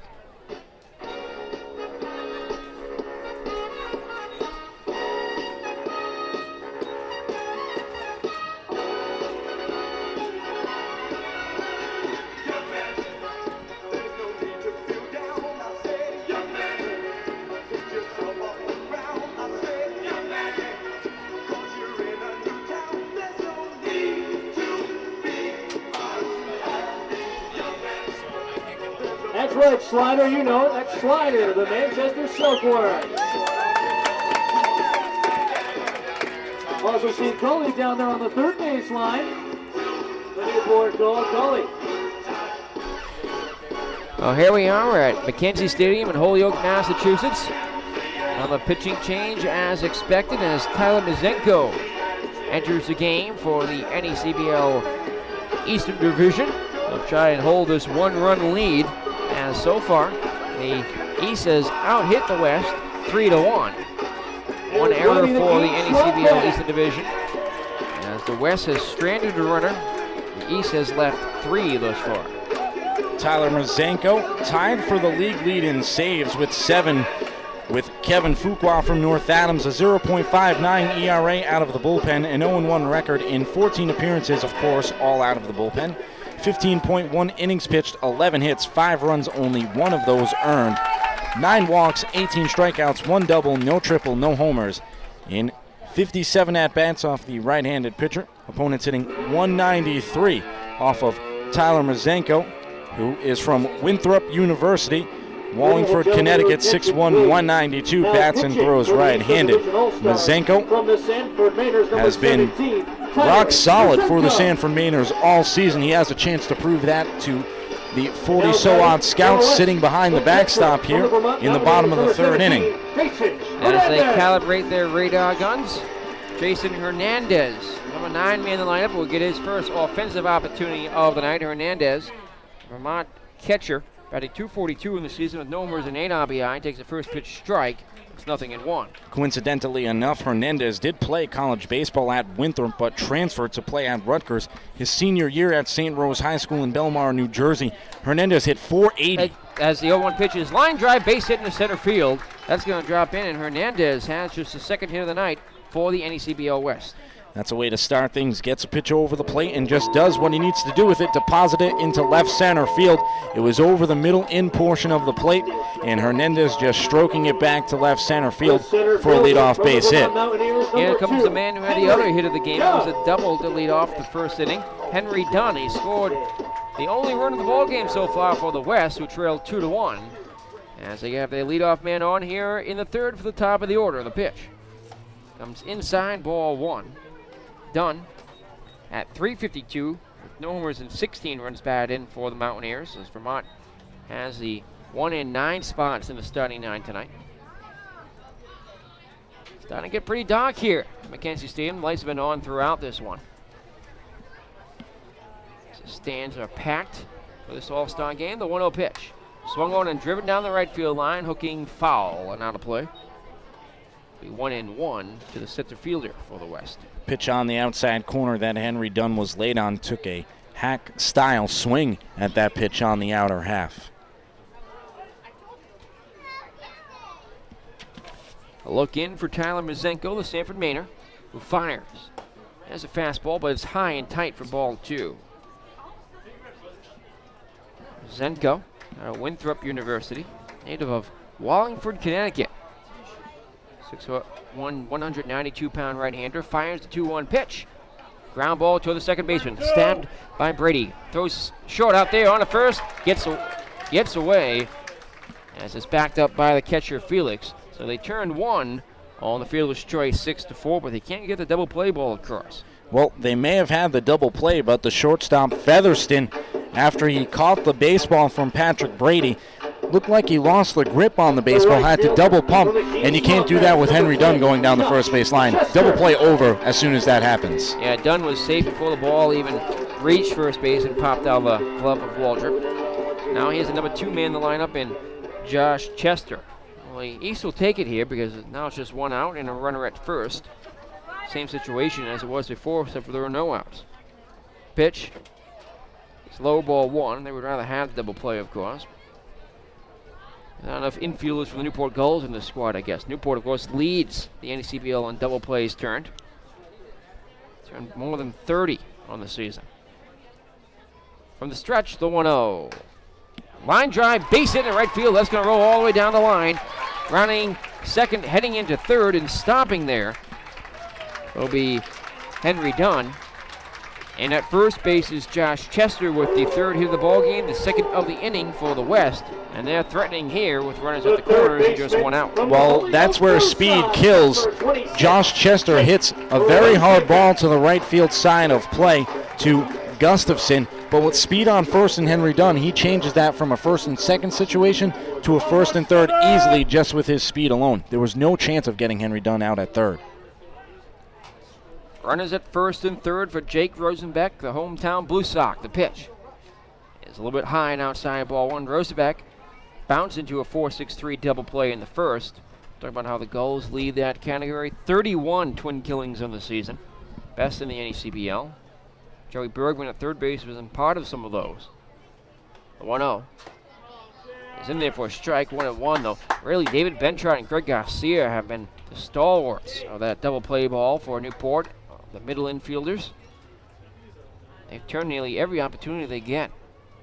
Bentrott not making a trip to this All-Star game as a 1-1 pitch is in there for a strike. Garcia reserved, so we will see him in the infield shortly. Chester leads from first, Dunn from third. He's the tying run 90 feet away for the West as Mazenko fires the 1-2 pitch. Foul back and out of play towards the concession concourse. And a one-handed grab made by a fan. Hands it off to a younger fan. And that younger fan may get a free ice cream. That wasn't Barry Wadsworth, was it, that made that play? In the green shirt? Yes, I think that's him. He's the general manager of the Holyoke Blue Sox. Properly positioned as the 1-2 pitch just misses outside. The count's even at 2 balls and 2 strikes. Casey Lytle to follow here with 1 out and third as the NECBL East leads the West 2-1. The hit column now tied at 3. Tyler Mazenko, third pitcher of the night for the East, comes to the stretch and throws a 2-2 pitch. Breaking ball outside, and the count is worked full. Good at-bat by Jake Rosenbach so far as he's battled back from a deficit in the count. Just looking for a pitch now over the plate. Rosenbach's got to get a good pitch to hit here. Runners on the corners, 1 away. The 3-2 pitch. Swung on and looped through the gap and left. That's a base hit. It'll get the tying run easily across. Going to second base is Chester, and we are knotted at 2 here in the third. RBI single for Jake Rosenbach. He's now 1 for 2 as he drives in the tying run in this one. Jake Rosenbach making up for the situation in the bottom of the first inning. Had a chance to put the Western Division All-Stars out on top after Henry Dunn doubled and advanced to third on a wild pitch. He hit into a 4-6-3 double play, this time with a runner at third base. A base knock to left, an RBI, and a tied 2-2 tied ball game. Lytle Bats with runners at first and second. The go-ahead run in scoring position for the West. Zenko throws. Ground ball hit to the right side. First baseman has it, throws to second out there, and there'll be no chance to double up Lytle as the pitch of Zenko was late in covering the bag at first. So it'll be a 4 to 6 fielder's choice with runners at the corners now. A 3 to 6 fielder's choice. So Jacob Rogers, who struck out looking in the second, one of 2 strikeouts for Matt Murray, retiring 3 of the 4 batters he faced. As Corey Figueroa reached on an error. Rogers takes the first pitch, strike. It is 0-1. His teammate at third base is the go-ahead run.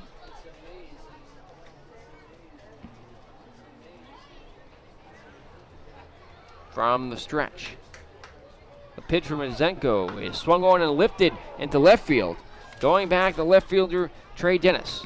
He's there, he has it for the out. That retires the side, but the NECBL West gets the tying run across here in the third, and we are through 3 innings of baseball, 9-2 between the East and the West here in the NECBL Broadcast Network. Let's send it down to Alex Bursch, who has the man of the hour, Barry Wadsworth, who made that play just a few moments ago. Let's send it down. What's going on, Alex? Trivia time.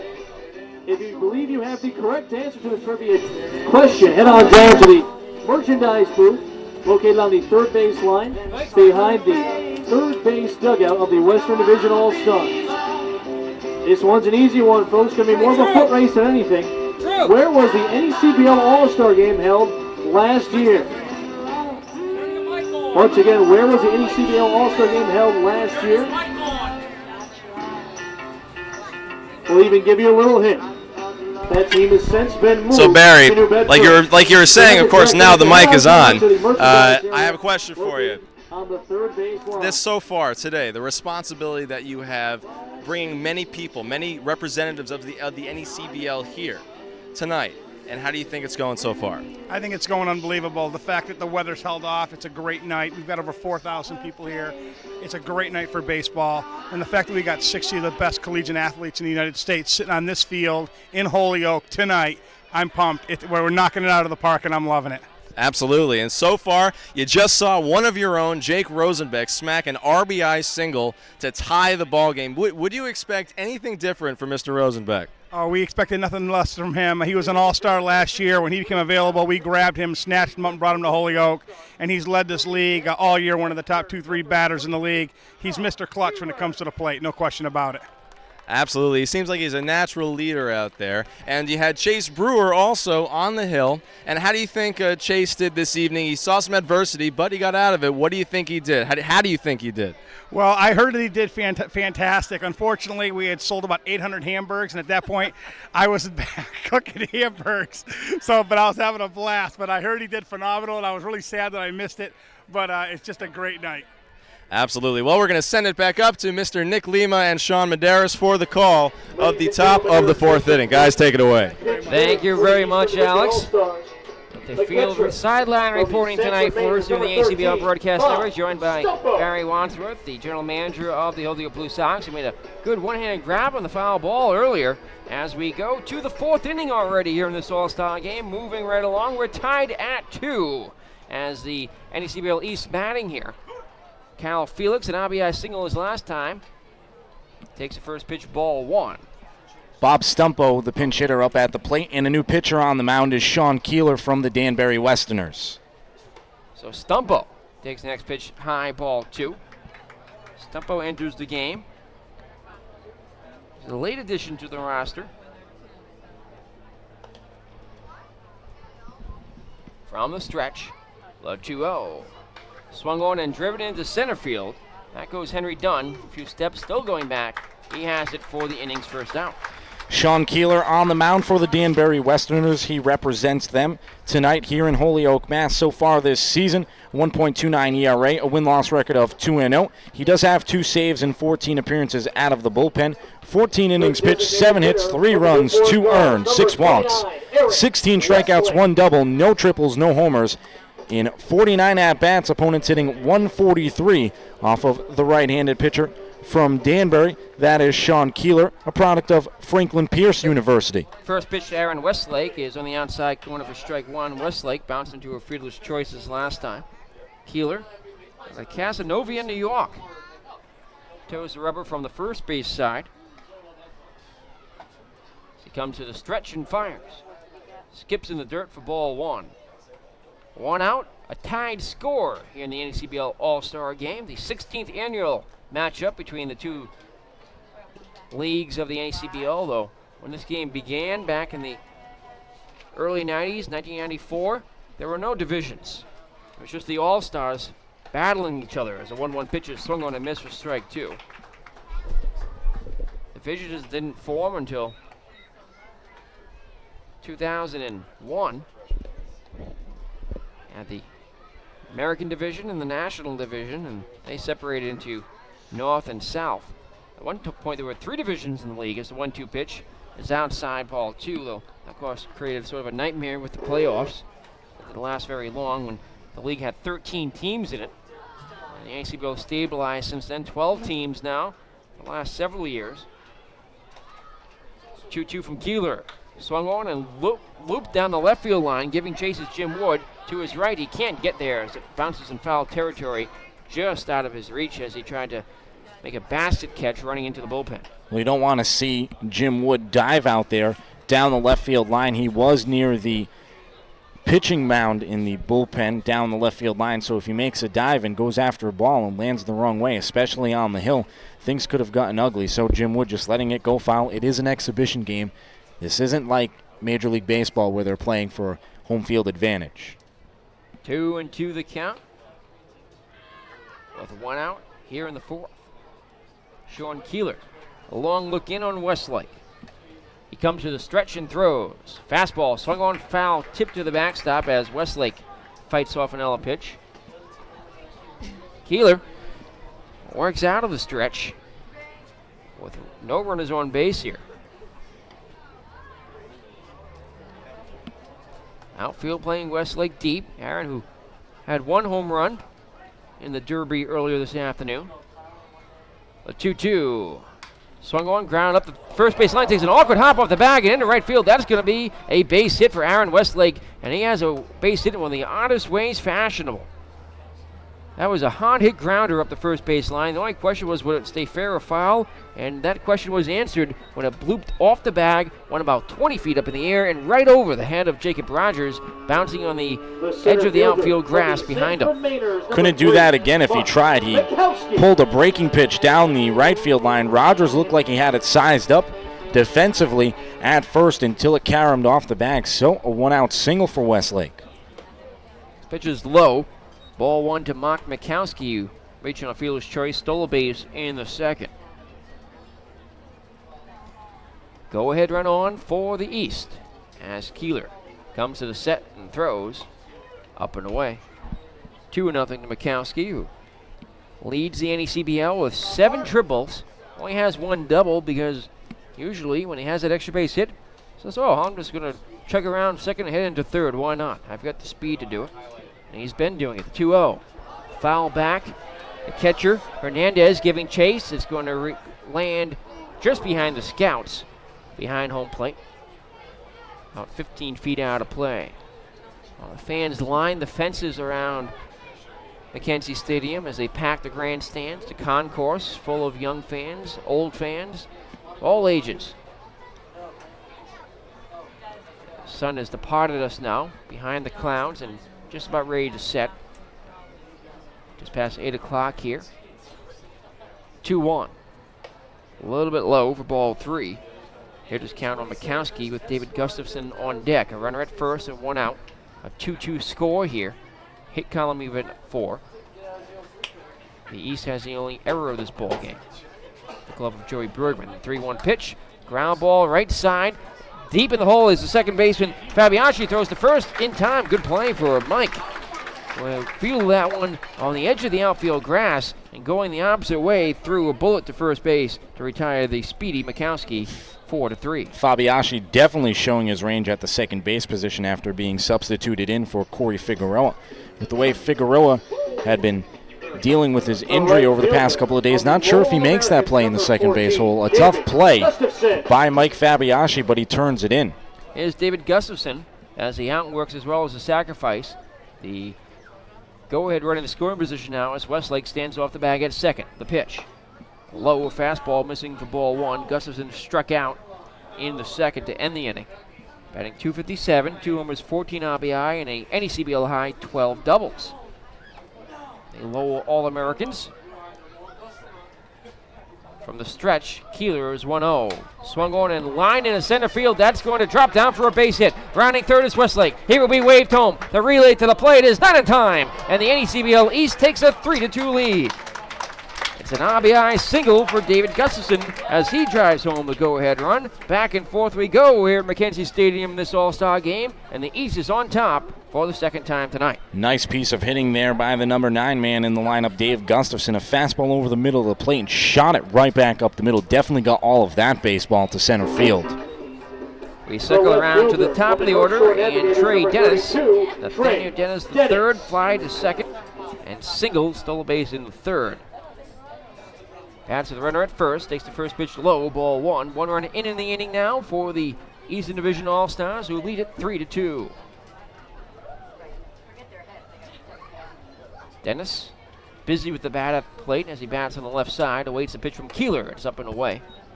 Breaking pitch went high and outside for ball 2. Not chasing was Dennis with Taylor Featherston on deck. And 2 outs here in the 4th.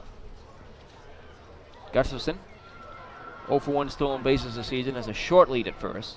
They won't worry about him as the 2-0 pitch is high, ball 3. Yet to see a lefty in this game so far. We've worked our way now through 7 pitchers.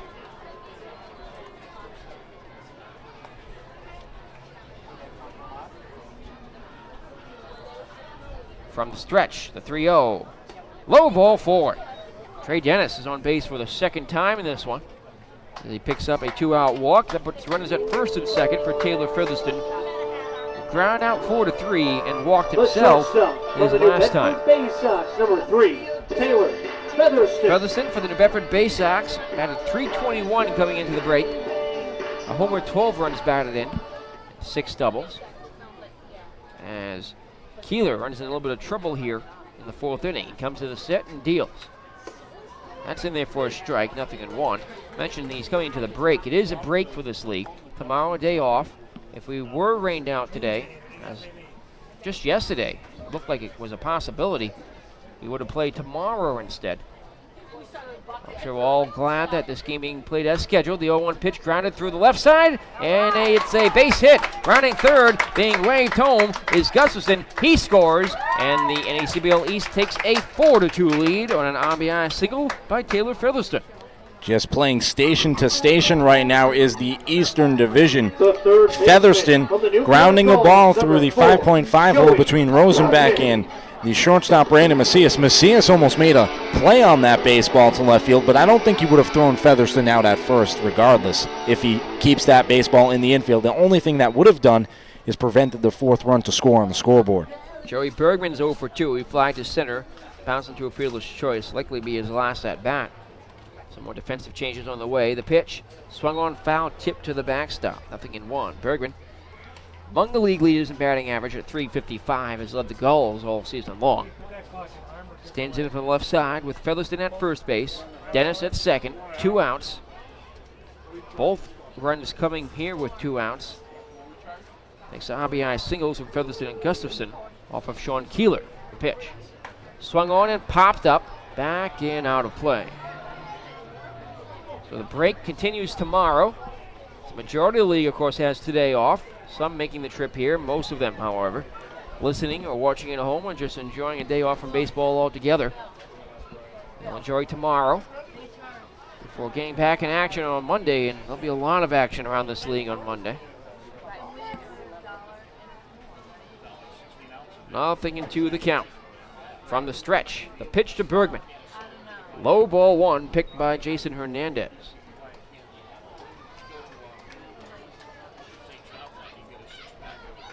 Monday,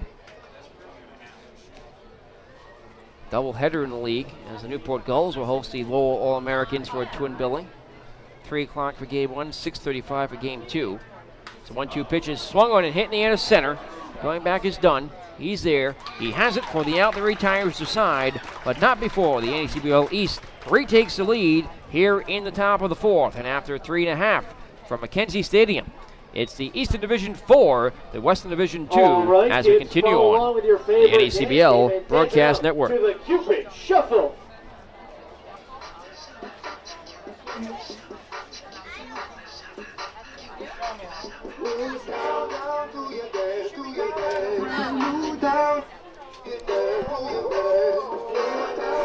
Well, Sean, there was sad news in the world of broadcasting last night as we heard that the American legend and real icon, some people call him the most trusted man in America, lost his life at a respectable old age. He lived very far into his days and was active throughout. Walter Cronkite passing away yesterday. Obviously incredibly unfortunate and obviously a role model to many in this industry. It's a tough loss for the industry to take, and I'm sure that his family is suffering right now. Send our condolences along, I'm sure, as many have had so far this week. Yeah, he's been an inspiration for so many newscasters, even sportscasters. He actually began his career as a sportscaster before getting into television news and when it was in its infancy. And Walter Cronkite passes away here in the middle of the summer, leading the news the last couple of days, and he was a leading figure of news reporting and tumultuous times in America in the 1960s and the 1970s, and into the 80s as well, and continued into retirement Ladies and gentlemen, in the world of journalism. now pitching for the Well, the Newport Gulls will put their first pitcher of the ball game in here as Andrew Kittredge gets the ball for Newport. Kittredge comes on here in the 4th with a 2-run lead, the largest lead for either team so far in this ball game. Kittredge on the season, 2.31 ERA, a win-loss record of 2-0, 5 appearances, 3 starts. He does have 1 complete game, 23 in the 3rd innings pitched, 21 hits, 6 runs all earned, 3 walks, 26 Ks. As that's a strike over the plate, 1 double, 1 triple, 1 home run. Opponents hitting .244 off of Kittredge in 86 at-bats. The 0-1 is swung on and fouled back. Jim Wood struck out on 3 pitches in the 2nd off of Matt Murray, who ran 2. Only 2 strikeouts in the game so far for Eastern Division pitching.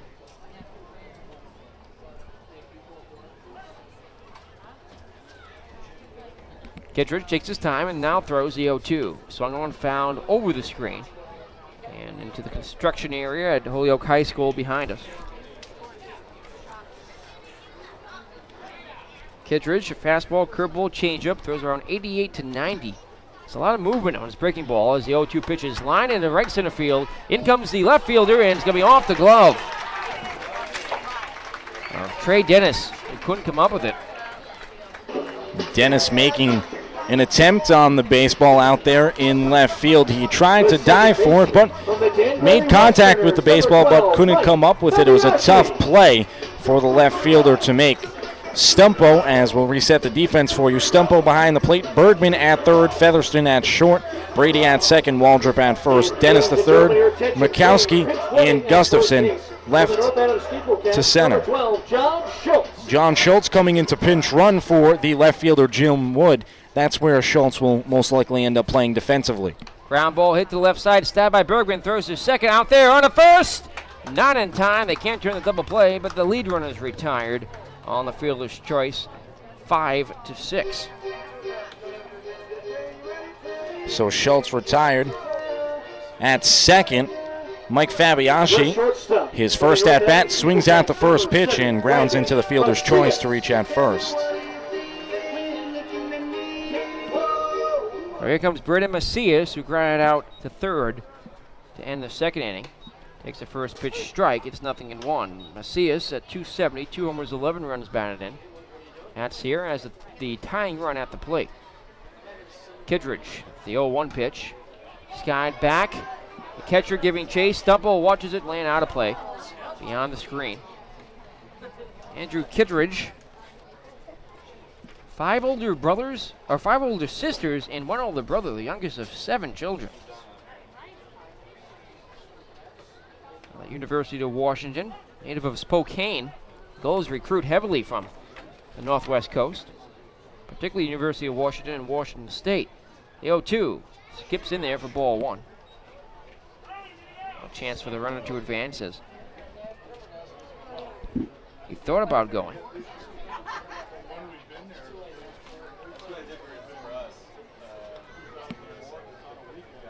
Fabianski at first.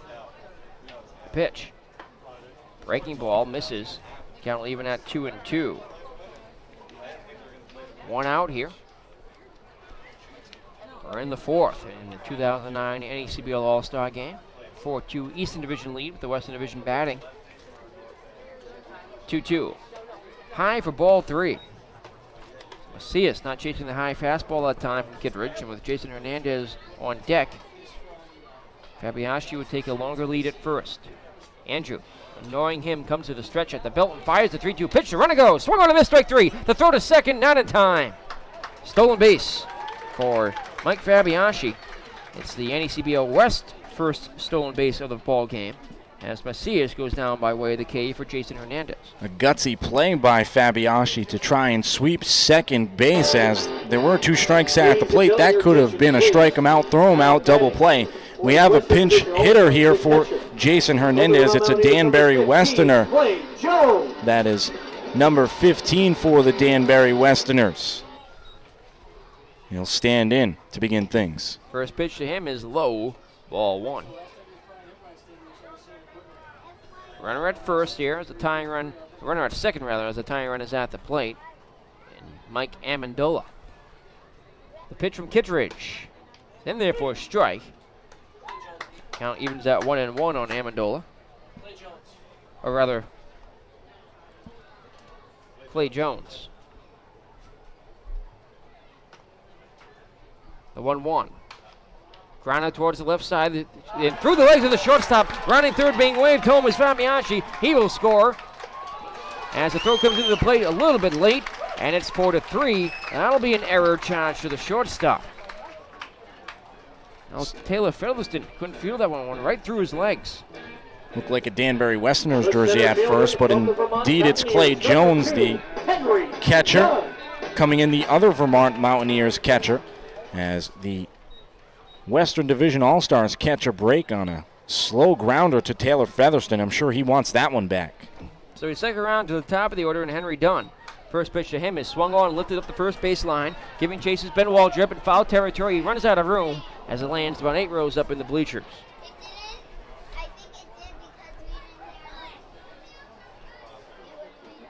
So Jones stands at first as Fabianski scored the run. It's a 1-run lead now. That run will be unearned, more than likely. Will be unearned with 2 outs here in the fourth. As this one is lined in the right field, that's going to be a base hit for Henry Dunn. So Dunn picking up his second hit of the ball game out of the leadoff spot. A double, a run scored, a fielder's choice, a run scored, and now a single for Henry Dunn. He went the opposite way down the right field line for a base knock.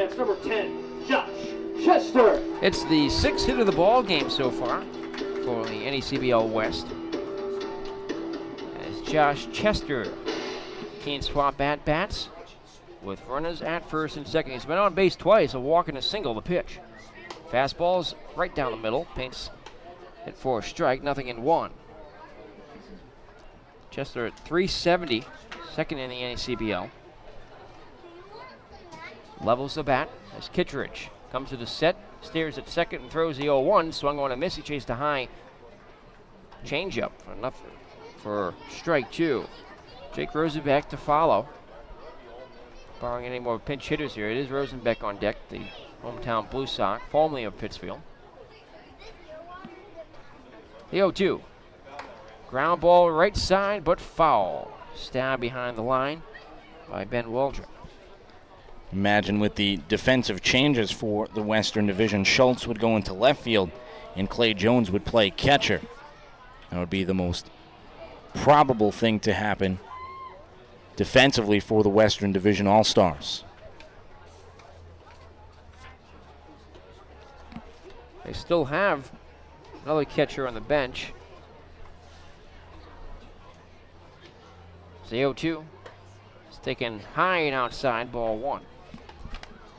Chester almost pulled the trigger on that high fastball. Just held up. Kittredge trying to get out of a little bit of a jam here in the 4th. 1 run has scored thanks to the error by the shortstop Featherston. The 1-2 pitch. Ground ball to the left side. Featherston fields it cleanly. Throws to second, and he is out at second base. They get him just in time for the fielder's choice. 6-4, the retires to side. The NECBL West gets a run back, and we are through 4 complete from Mackenzie Stadium here in Holyoke, Massachusetts. It's the NECBL East 4 and the NECBL West 3 as we continue on the NECBL Broadcast Network. Will be our winner. Gentlemen, on your mark, get set, go! Well, let's hear it for There'll be a lot of catching up to do here as the defensive changes start to pile on as expected here in this All-Star game. A new pitcher on the mound for the North Adams Steeplecats entering the ball game is Brock Davis. Davis out of the University of Memphis, a native of South Haven, Mississippi, enters here. 1-run deficit. He'll try and keep the score close in his inning of work. Davis, an ERA of 1.54, 3-2 in 7 starts this season. 1 complete game for the Steeplecats. Worked 41 innings, 25 hits, 9 runs to 7 of them earned, walking 20, striking out an NECBL high 51. 1 ahead is his teammate Tim Boyce, who had 50. Allowed 5 doubles, a pair of homers.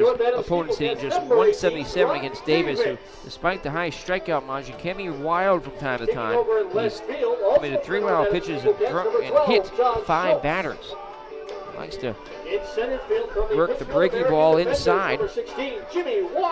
We have some defensive changes, as we did imagine. Clay Jones behind the plate, Jake Rosenbeck at third, Brendan Macias at short, Mike Fabiaschi at second, Jake Rogers at first. In left field goes John Schultz. Newly entered into the ball game in the top of the 5th inning is the center fielder for the Pittsfield American Defenders. That is Jimmy Waters. And taking a spot out in right field, it'll be a Holyoke Blue Sox. That looks like Stefan Arcure out there in right. So Josh Chester also done in his 2009 NECBL All-Star festivities. So we'll go over with you. Clay Jones behind the plate, Jake Rosenbach at third, Brandon Macias at short, Mike Fabiaschi at second, Jake Rogers will stay in the ballgame at first, John Schultz from North Adams in left. We have a completely new outfield. Jimmy Waters, the center fielder, in center field replacing Dunn, and Stefan Arcure will replace Josh Chester in right field. So Dunn's night is done, as is Chester. The new outfield takes over. First pitch grounded to the third baseman. Up with it is Rosenbeck. Throws across the first in time. There's quickly one out here as Ben Waldrip is retired. The first pitch swinging. 5-3. 1 pitch, 1 out. Patrick Brady will bat now. Brady 0 for 1. The walk, bounce into a fielder's choice. Short Navigators, number 15, Patrick Brady. Oh, Patrick! Top of the 5th inning in the 2009 NECBL All-Star game. That's Brock Davis. Rocks and fires the pitch. Fastball swung on and hit in the air to deep center field. Going back is, and at the wall he reaches up, can't make the catch. Rounding first and heading into second is Brady, as Jimmy Waters was unable to run that one down. That was hit a long way to center field. It dropped very quickly right at the base of the wall. Seen a couple balls hit very deep tonight. No one has hit it out yet here in this game. But Patrick Brady gave Brock Davis a ride to deep left center. That's about where Joey Bergman hit his fly ball back in the first.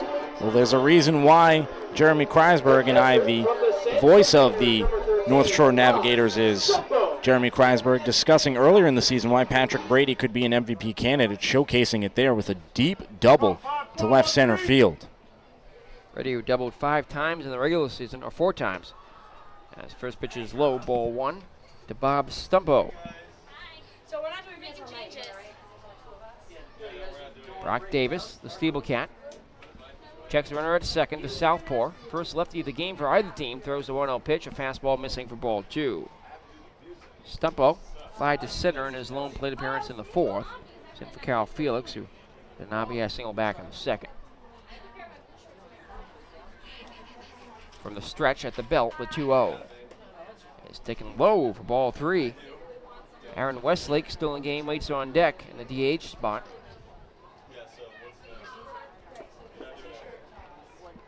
Stumple, the righty. Westchester University, Wilmington, Delaware native. Waits the 3-0. That's in there for a strike at the knees in the inside corner. Hitters count 3 balls and a strike to Bob. There's a lucky number 13. It's the runner at second, hopping around Brady. 3-1 pitches in there for strike 2, and from 3-0, Brock Davis has worked the count full. First and third base are open here with 1 out. We're in the 5th, a 1-run lead for the NECBL East, who's batting here.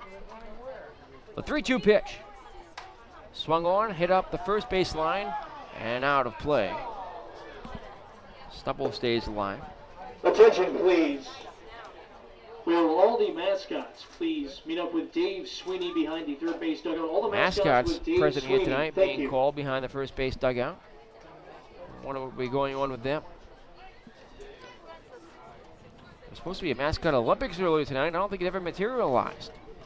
Payoff pitch is low, ball 4. As the third walk of the ball game issued to the NECBL East, as Brock Davis is allowed a double and a walk now with 1 out here for Aaron Westlake, who's 1 for 2. Singled, bounced into a fielder's choice of the night. He'll hit here with runners at first and second as he tries to give his team, the NECBL Eastern Division All-Stars, a little bit of a cushion. They lead by just 1 run against the hard-hitting West. The pitch to Westlake is low, ball 1. Westlake, former member of the NECBL Western Division. He played for the Northern Division Keene Swamp Bats last season. Now the Newport Gull, who is faring much better at the plate. He's remained healthy this year. Batting .289, a homer, 12 RBI, 3 doubles and 2 triples.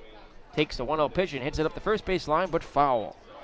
That's what you want to do against Westlake if you're Brock Davis, a left-handed pitcher, pitching to a left-handed hitter who is a dead pull hitter towards the right side. Try to get him to ground into a double play. Not much speed from Westlake as you have a catcher on at first. It would be a good double play combination on the base paths if they could get a ball rolled over to the right side of play. Davis sets, kicks, and deals. Swung on and hit in the air to right center. Coming in is Oncure. The center fielder will get there as it drops in for a base hit. On his way to third is Patrick Brady. And the bases are loaded up for the first time in this ball game. Thanks to a double, a walk, and a single off of Brock Davis. Brady had to hold up at second as he thought Jimmy Waters, the center fielder, was going to track that down in shallow right center field. So Brady took him a while to get to third base, but he eventually did. And it's a bases loaded situation for Mark Mikowski. Mikowski bounced into a fielder's choice. Stole a base in the second, ground out to second in the 4th. The pitch. Swung on, grounded right to the pitcher. He stabs it, throws to home out there on a first double play. A 1-2-3 double play. Ends the threat here in the 5th inning as the crowd applauds the NECBL West defensive prowess.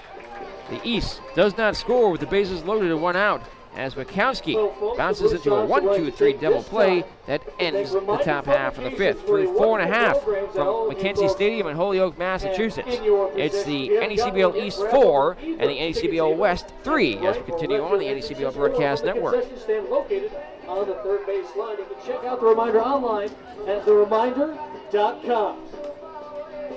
Hey folks, will you please direct your attention to the third base line? We're going to have a mascot race. Well, a mascot race getting underway up by the third base line. Our As 3 Dean contestants Wolosianski will likely be the new Manchester. pitcher out for the Newport Slider, Gulls. the Silkworm. Slider, Silkworm, Ribby the Swamp Bat, and Gully the Gull That of is Newport. Ribby, the Swamp Bat. 3 of the mascots were on hand here tonight, and old Westy is And here as well. representing Newport, Rhode Island, there is Gully, the Newport American Defenders Gull. mascot here tonight, too. So many are missing. All right. I think I saw Bruce D. Moose earlier. Mascots, are you ready? On 3 your mark, mascots line get up, set, go! and they're off. Gully takes an early lead as Slider was less of a uniform. Comes on down the line. Slider will take the easy victory followed by Gully and Ribby rounding out the field. So Slider, the Silkworm, slithers his way into the lead and the win in the mascot race here at Mackenzie Stadium. It will be Dean Wolosiansky, righty, for the Newport Gulls. Dean, been a very reliable starter for Newport so far this season.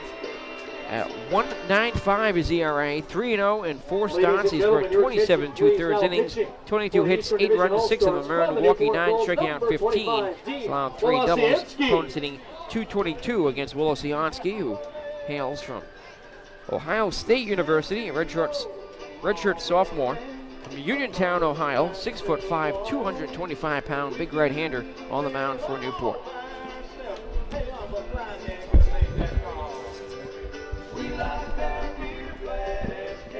So Dean Wolosiansky on the mound for the Newport Gulls. We're halfway through home already in this one, and here to take you with the play-by-play story for the rest of the way, the voice of the Keene Swamp Bats and the Western Division's 2009 All-Star broadcaster, Sean Medeiros. Thank you, Nick. It's a 4-3 ball game in favor of the Eastern Division All-Stars. Bottom of the 5th inning, Jake Rosenbeck, who has an RBI single, will lead things off here in the bottom of the 5th inning. He'll stand in. He is 1 for 2. He's grounded into a 4-6-3 double play. First pitch swinging, and that's into left field for a base hit. Jake Rosenbeck, wasting no time at the plate, deposits a single into left field.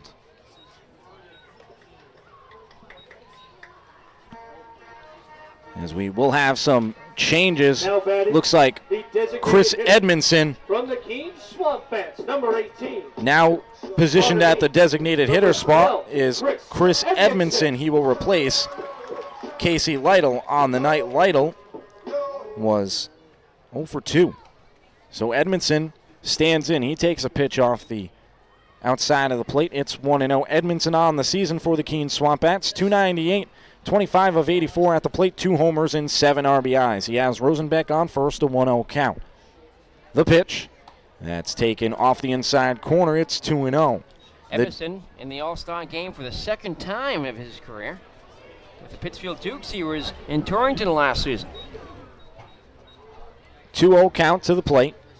Right-handed pitcher pauses. Now he deals. That's swung on and foul tipped back to the cage. It's 2-1. We'll go over the defense. Stumpo behind the plate. Bergman at third. Featherston at short. Brady at second. Waldrop at first. Dennis the third in left. Mikowski in center. And Gustafson in right. Not too many defensive changes for Mike Coombs and the Eastern Division All-Stars thus far. Just on the pitching mound. And Stumpo behind the plate. 2-1. Jess misses. Bout bell tie. It's 3-1. Rosenbeck stationed at first, being held on by Waldrop. A 3-1 count to Chris Edmondson in his first plate appearance in the All-Star game. To the set, now a check back to Rosenbeck. He's back in plenty of time with his right hand at the bag under the tag of Waldrop. It's a 3-1 count out to the plate to the Keene Swamp Bat, Chris Edmondson. To the set, the 3-1. Taken inside for ball 4, so a leadoff single and a walk by the newly entered Chris Edmondson. Runners on first and second for teammate Jacob Rogers. Rogers pacing the Swamp Bats offensively in the RBI category. 21 RBIs on the season. Chester leading the team in average. Batting .370 coming into this game. Runners at first and second, no outs. Infield at double play depth. First pitch to Rogers is taken for a strike over the plate. It's 0-1. Wolosiansky pitching a little bit of a short rest. He last appeared on July 15th. That's Wednesday in Newport against the Vermont Mountaineers. He got the start and went 8 innings in the ballgame. Wolosiansky to the set, an 0-1 count to Rogers at the plate. He checks the runner at second. The pitch swung on, a shallow fly ball to left field near the line, ranging over is Dennis. He'll come in and make the play on the run. One away as Jake Rogers is retired to left field. Oh, that's a big first out here as the double play ball can get the East out of this jam now. So John Schultz, who replaced Jim Wood in the pinch runner role after Jim Wood got a single in the 4th inning, is playing left field, and he will get his first plate appearance. The Steeple Cat on the season for North Adams. The left-handed hitter, 319, 36 of 113, 1 homer, 25 RBIs for Schultz. A perfect 16 of 16 in stolen base attempts. He takes a breaking pitch from Wolizianski for a ball. It's 1-0. Runners still at first and second for the Western Division All-Stars, who trail by 1 in the bottom of the 5th inning. Pitcher comes to the set. Stares the runner, the pitch.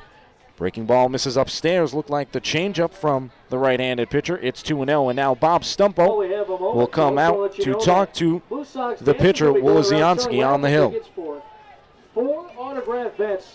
You have to imagine that it's tough for these pitchers and catchers who have probably never seen each other to get balls and strikes and calls behind the plate, right? So that must be the discussion on the mound. Just go over the signs. It's 2-0. Schultz at the plate. He'll have Edmondson at first, Rosenbach at second. 2-0 to the plate is taken for a strike as Stumpo can't hold on to the baseball. It's 2-1. Wolizianski, which is a fastball, slider, changeup. Fastball top of the air around 90 to 91 miles an hour. Went 11-2 for the Buckeyes this spring. 2-1 count from Wolizianski on its way to the set, the pitch. Swung on and foul tip to the cage. It's 2-2. He replaces Newport goal Andrew Kittredge. 1 inning pitch, 1 run. It was earned on 2 hits, no walks, and no strikeouts. So back-to-back Newport Gulls on the hill in the 2009 NECBL All-Star Game. The Eastern Division team leading 4-3 in the bottom of the 5th. 2-2 to the plate. That is taken low for a ball as Schultz checks his swing. It's a full count for Schultz. Batting from the left-hand side, Schultz for the North Adams Steeplecats. Plays his college baseball at the University of Pittsburgh.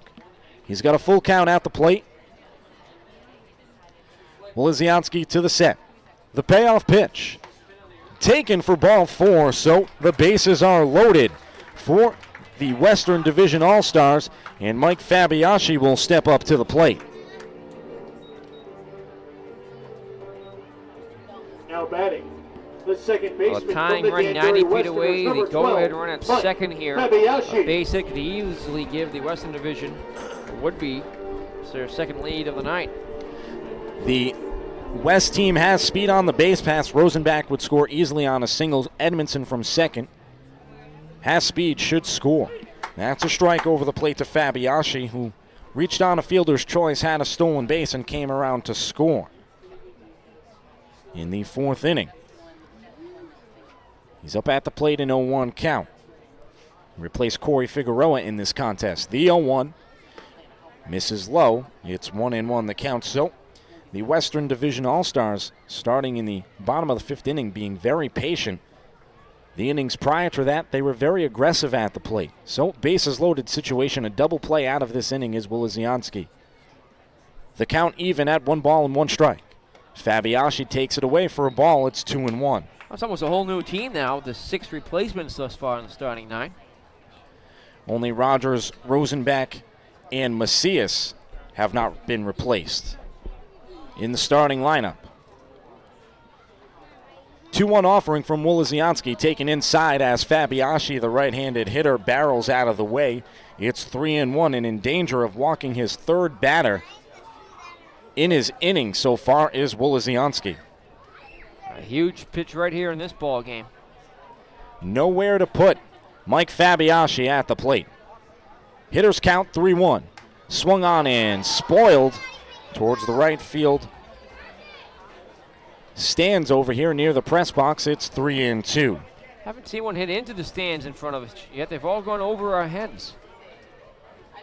It's a full count. Back-to-back full counts for Wolizianski on the hill. Rosenbach on third, Edmondson at second, and Schultz at first. Fabiaschi stands in, nowhere to put him. Bases juiced. To the set, the payoff pitch. Fouled away and staying alive at the plate is Fabiaschi. He hit that one over the cage behind him. It's still 3-2. A powerful cut that time from Fabiaschi. It wasn't a defensive swing at all, but just got a little piece of it. Fabiaschi will now stand back in. Wolizianski getting the call from Stumpo behind the plate to the set position. Another 3-2 offering. Fabiashi drills that to center field. Ranging back is Mikowski. That should be deep enough to score Rosenbach as he tags up from third, trying to tag up to third and second all the way around. The Western Division All-Stars tag up and advance a base. It's a 4-4 ball game. Aggressive base running by head coach Marty Testo and the Western Division All-Stars. Nothing new out of the NECBL West as they're aggressive on the base pass, and here they The take shortstop from the North they Adams tie the game Steelcats, 4-4 number 7, as Mike Brandon Fabiashi Macias. drives in his first run of the ball game. Brandon Macias will stand in, has a chance to put the Western Division All-Stars out ahead. Chris Edmondson at third and Schultz at second after tagging up on the flyout to center field. 1-0 the count to Macias as he takes a ball. Runner on third, runner on second for Macias. 4-4 ball game in the bottom of the fifth inning. Wolizianski deals. That's taken inside. It's 2-0.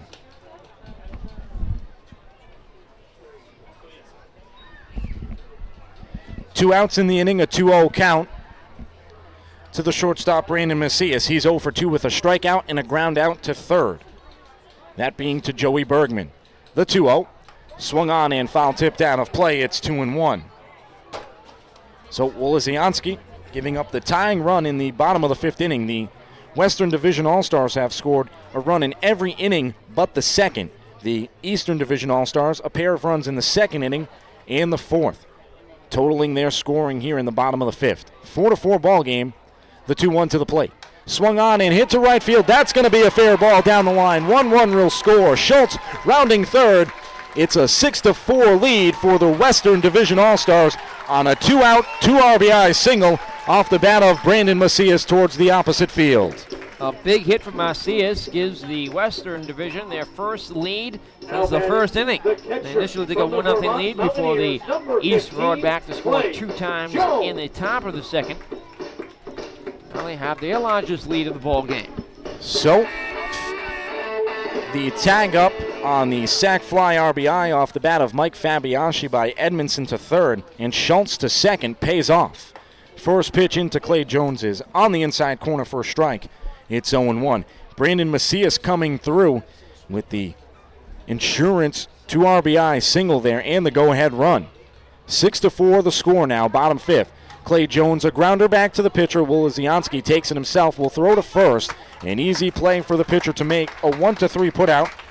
And that'll do it in the bottom of the fifth inning. But the Western Division All-Stars score 3 in the bottom of the fifth inning, capped off by a Brandon Macias 2-out, 2 RBI single to right field. They lead 6-4. You're listening to the 2009 NECBL All-Star Game on Team Line, and we will send it down to Alex Bursch, who has some updates on the game.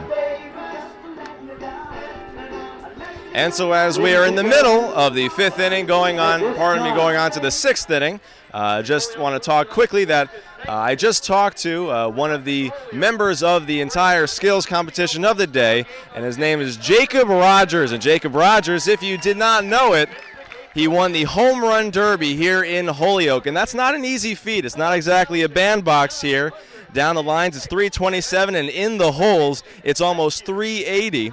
I talked to Jacob Rogers, and he said, you know what, it's not exactly like home. At Keene, they have one of the smallest fields in the league, and they are notorious for hitting a lot of baseballs out. But he said, you know what, all he had to do was kind of strengthen up a little bit more to get that baseball over the fence. But he said he was a little bit worried, though, that it wasn't exactly going to be like home sweet home. But he said that he was confident, and that confidence showed. He beat hometown hero Murray Watts to get the Derby championship. Now, throughout the game, the fans and the participants of the skills competitions had a great day. And just to run you through that, in the fastest man competition, it was a 60-yard dash that they ran in right field. And the winner of that was from the Sanford Mainers. His name was Adam Matthews. And then they did a strongest throw competition where they threw the ball from right field to home plate. And the judges, which were the scouts that were on hand, about 10 of them, judged who had the best arm, and that was outfielder Peter Verdon of the Keene Swamp Bats. Then they moved things to the infield. And then in the infield, they had the strongest throw competition from the hole and the shortstop, between shortstop and third base, where head scout of the Red Sox, Ray Fagnet, rolled the balls into the hole. And then the fielders fielded it and then threw naturally over to first base, of course juicing it up a little bit, trying to fire it over there. The winner of that competition was the man who just stroked the 2 RBI single in the bottom half of last inning, and that was Brandon Macias. Catcher Jason Hernandez won the fastest throw from the catching spot, and of course, like I said, the home run derby, Jacob Rogers. And so for the 6th inning, I bring it back up to Mr. Nick Lima and Mr. Medeiros. Thank you, Alex. We have a ton of changes on the field we'll get to right away. Playing third base, Jansen Whitty. At shortstop, Zach Williams. Mike Fabiaschi stays at second. Paul Hoyleman will take over at first base. In left, it's Schultz. Center, it's Waters. Right, it's our cure, Rob Kombadovic. The pitcher for the Vermont Mountaineers comes into the game. And a first pitch to begin this inning is a ball. Kombadovic on the hill, a fastball, changeup, curveball from the Vermont Mountaineers. Looks like we have Dylan Pratt also coming in to the ball game. That's popped up. Hoyleman, the newly entered first baseman in foul territory, tries to go over to make the play in foul territory, but can't catch the baseball. It is Dylan Pratt replacing Dave Gustafson.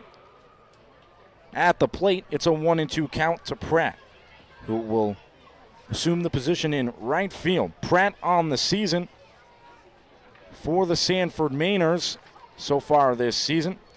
.294 batting average, 25 hits and 85 at-bats, 1 homer, 20 RBIs. He deals with Rob Kombadovic. We'll get to his stats in just a moment. 1-2 misses, low and away, and it's 2-2 to Dylan Pratt, who replaces Dave Gustafson from the Lowell All-Americans. Top of the 6th inning here at Mackenzie Stadium. 2-2 from Kombadovic is swung on and hit through the 5.5 hole for a base hit. A leadoff single for Dylan Pratt to begin things in the top of the 6th inning. Kombadovic for the Vermont Mountaineers so far this season, a 0.68 ERA. He's perfect on the season, 5-0 in 6 starts, 6 appearances. 1 complete game, it was a shutout. 40 innings pitched, 26 hits, 4 runs, 3 earned, 8 walks, 19 strikeouts, 3 doubles, no triples, no home runs, 139 at-bats, opponents hitting 187. As it looks like we have another substitution for the Newport Gulls now, as it is Derek Jones, the outfielder, who swings in, misses on a first pitch offering from Rob Kombadovic. So Derek Jones will come into the ball game to replace Trey Dennis III. We're going to have a ton of changes late in this ball game as they're trying to get every All-Star into the game. That pitch misses low, 1-1. Derek Jones replaces Trey Dennis III, who had a single, a walk, and a pop out to second. It's 1-1. Dylan Pratt on first, being held on by Hoyleman. Kombadovic, the right-handed pitcher, is 1-1. That's swung on. It should be a double play ball if Fabiaschi can turn it to second for 1, and not in time at first as Derek Jones legs it out. It's a 4-6 put out to retire Dylan Pratt on the base paths.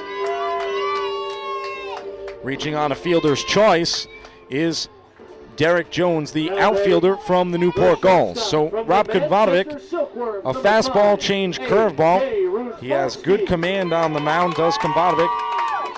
Good location on his fastball.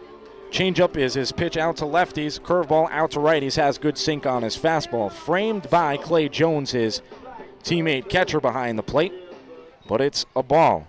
Another player coming in to the ball game. It's A.J. Rysbarski, the shortstop from the Manchester Silkworms, to replace Taylor Featherston. Rysbarski at 269, 2 homers, 12 RBI in the season. So Featherston's night is done. A 1-1 count to the plate. Check back to the runner. Back in time is Jones. Featherston was 1 for 2 with a walk, an RBI single, and a ground out to second. Kombadovic with a 1-1 count to the plate. The pitch. Breaking ball misses outside corner. The curveball, it's 2-1. You could have argued, if you were a Western Division fan of the Vermont Mountaineers, that Kombadovic should be the starting pitcher in this one. Was perfect on the season with a 5-0 record, but Tim Boyce getting the nod. That swung on, a pop-up in the infield. It's to Fabiaschi, the second baseman, takes 2 steps in, and makes the play for the second out of the inning. Derek Jones still at first. Now batting, the third baseman from the Sanford Mainers, number 7, Matt. Another substitution, Joey Bergman taken out of the ball game. It's Matt Mara, the third baseman from the Sanford Mainers. Mara on the season, 276, 16 RBIs. He is 29 of 105 at the plate. 2 outs in the inning, Komvadovic deals. Fastball misses away. It's 1-0 to Mara, who replaces Joey Bergman, who had 2 flyouts to center and reached on a fielder's choice, later retired for the final out in the third inning on a 6-4 put out to second. Line to right field. Hoyleman will stab it, knock down the baseball, and tag first to retire Matt Mara. He almost caught the ball on a line, but couldn't keep it in his baseball glove. So we'll take a break here to try to reset all the defensive changes for you. That will be forthcoming in the bottom of the 6th inning. The Eastern Division All-Stars do not score a run in the top of the 6th. The score is 6-4. We're going to take a break here as you're listening to the 2009 NECBL All-Star Game on Team Line. Once again, the Blue Sox will take this time on behalf of Ace Fire and Water Restoration to welcome the Our Lady of Hope School Panthers from Springfield to tonight's game.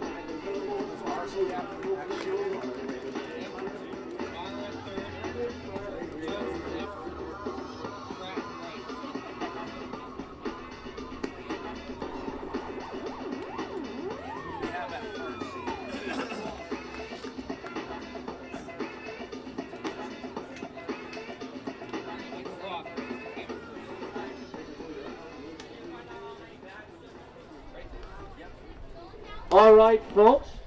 Bottom of the 6th inning at Mackenzie Stadium. We have a plethora of changes here at Mackenzie Stadium all the way around for the Eastern Division All-Stars, except for Mark Murkowski in center field.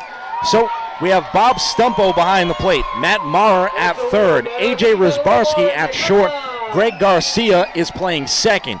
It'll be Mike Roth at first, Derek Jones in left, as again, Mark Murkowski stays in center field, and Dylan Pratt will play in right field for the Eastern Division All-Stars.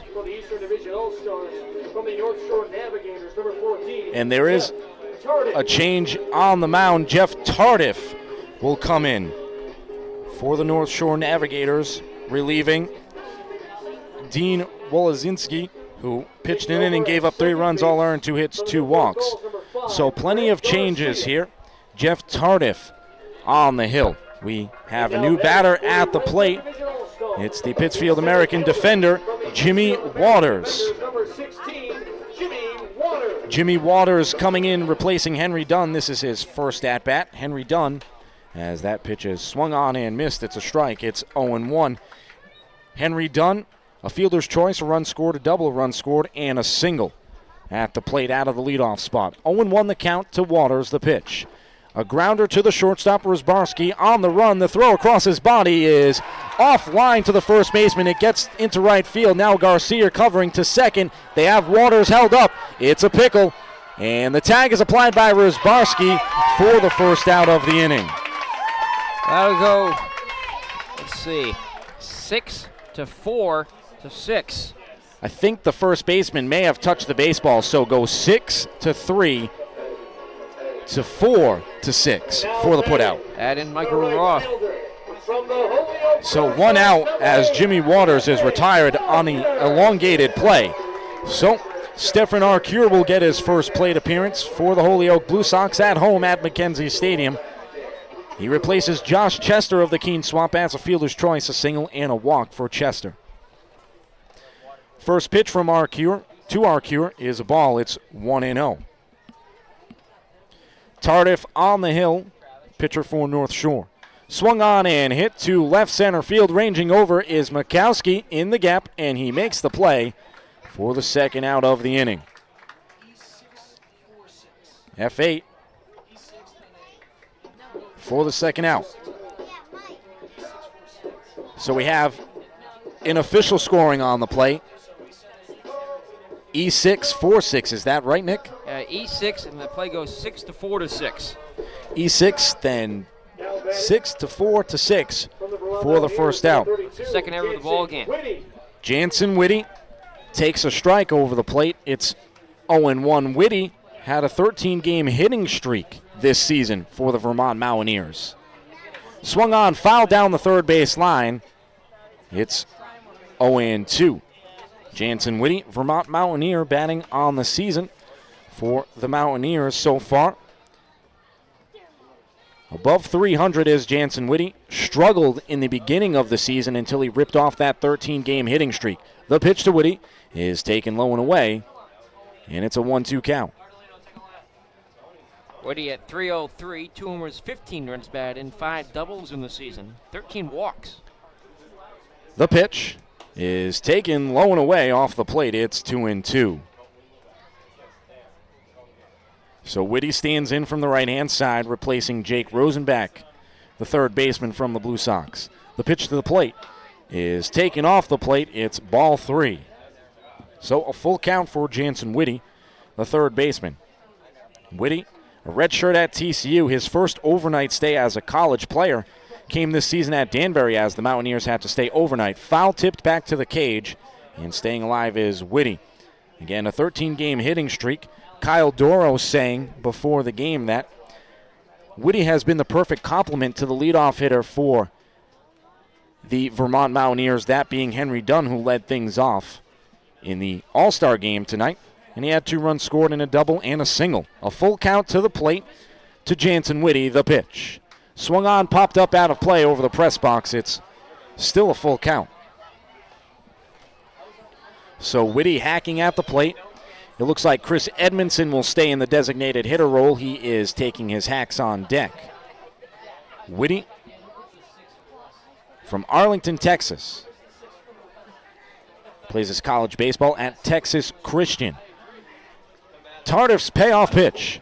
Breaking ball, called strike 3 on the outside corner.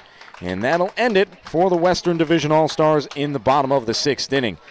A tricky play from Jimmy Waters, then a fly out to center, and a strikeout looking for Jansen Whitty. We've completed 6 innings of play at Mackenzie Stadium in the 2009 NECBL All-Star Game. The Western Division All-Stars, the home team, leads 6-4. We'll take a break here on the official broadcasting network of the NECBL Team Line.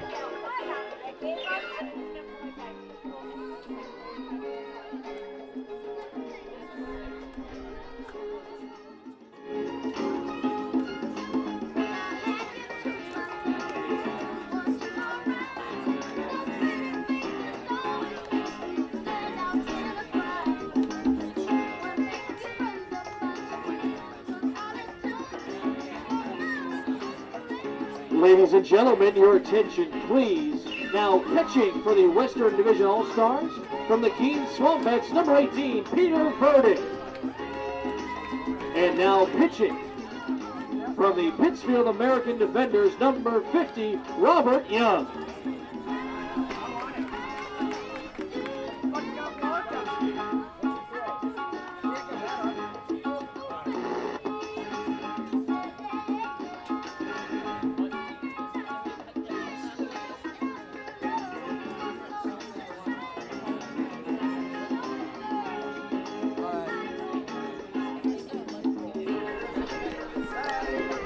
Six to 4 the score at Mackenzie Stadium in the 2009 NECBL All-Star Game. I'm Sean Medeiros. To the right of me, All-Star broadcaster from the Eastern Division, Nick Lima. Peter Vernon from the Keene Swampettes will replace Clay Jones behind the plate. And on the mound, Robert Young, the left-handed pitcher from the Pittsfield American Defenders. First pitch of the 7th inning is line to center field. That's going to drop in front of his teammate, the center fielder Jimmy Waters, for a leadoff base knock. Robert Young on the hill, featuring a fastball, curveball, changeup. He gives up a leadoff single to Matt Mara. The second baseman from the Newport Gulls, number 5, Greg. So Mara coming in for Ben Waldrip in the lineup, playing first base.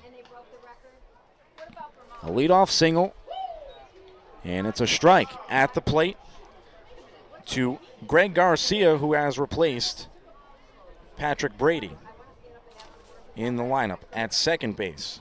Garcia, 268 in the season. No homers, 2 RBI, 6 doubles, and 2 triples. 15 walks, leads the Newport Gulls. Patrick Brady, a double, a walk, and a run scored. Leadoff man on the 0-1 count. To the plate is a grounder to the shortstop, Williams. To second for 1. To first, not in time. Garcia legs it out. We've seen a lot of fielders' choices tonight. Yeah, the speed showing up here in the All-Star game for each team. Now batting the catcher. So Garcia reaches to first. Replacing Bob Stumpo is the catcher from the Manchester Silkworms, that being Mike Borden. Borden will come in for Stumpo to do the catching duties in the bottom of the 7th. Borden will come in with a runner on first. Borden, a late addition here. The first pitch is a swing and a miss by Borden. It's 0-1. So many catchers being injured prior to the start of this All-Star game. The addition was necessary.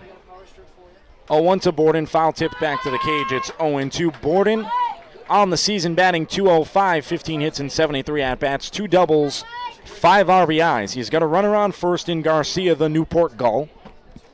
1 away. Mike Borden, the catcher at the plate, the right-hand hitter. Taken off the outside corner. 1-2. So Verdon behind the plate, Whitty at third, Williams at short, Fabiashi at second, Hoylman at first, Schultz, Waters, Arcure left to right. 1-2 breaking pitch, outside corner, strike 3. So Robert Young showcasing that curveball on the outer half, and he gets the strikeout looking to Mike Borden. Another change, a Newport Gull will replace a Newport Gull. Aaron Westlake taken out of the game. Smalling batting just 194 in the season, but he's been among the league leaders in doubles as he takes the first pitch, ball 1. 11 on the season right now, second in the NECBL. He's led the league for much of the year with 2 homers, 16 runs batted in, has been the RBI leader for the Gulls all season as well. 1-0 to Smalling, hit to Fabiashi at second. He's going to flip to second to Williams covering, and it's a force out to Greg Garcia at second base to end the top of the 7th inning. The Eastern Division All-Stars go very quietly as it's still a 6-4 ball game. I'm sure we'll have more changes. 6-4, the Western Division team leading. We'll take a short break here in the broadcast booth. It looks like Nick Serino is coming out to the mound during the 7th inning stretch. We'll be back on the official broadcasting network of Team Line. Let's pick up the 7th inning stretch here at Mackenzie Stadium. I don't care if I ever get back or it's root for the home team. If they don't win, it's a shame. For it's 1, 2, 3 strikes, you're out. The old ball game. They don't pay us to sing, folks. All right. 7th inning stretch time here at Mackenzie Stadium in Holyoke, Massachusetts, as the NECBL Western Division continues to lead the NECBL East. As you watch and listen to this game on Team Line, the NECBL Broadcast Network, and locally on Public Access TV and throughout New England, and on DVD as well.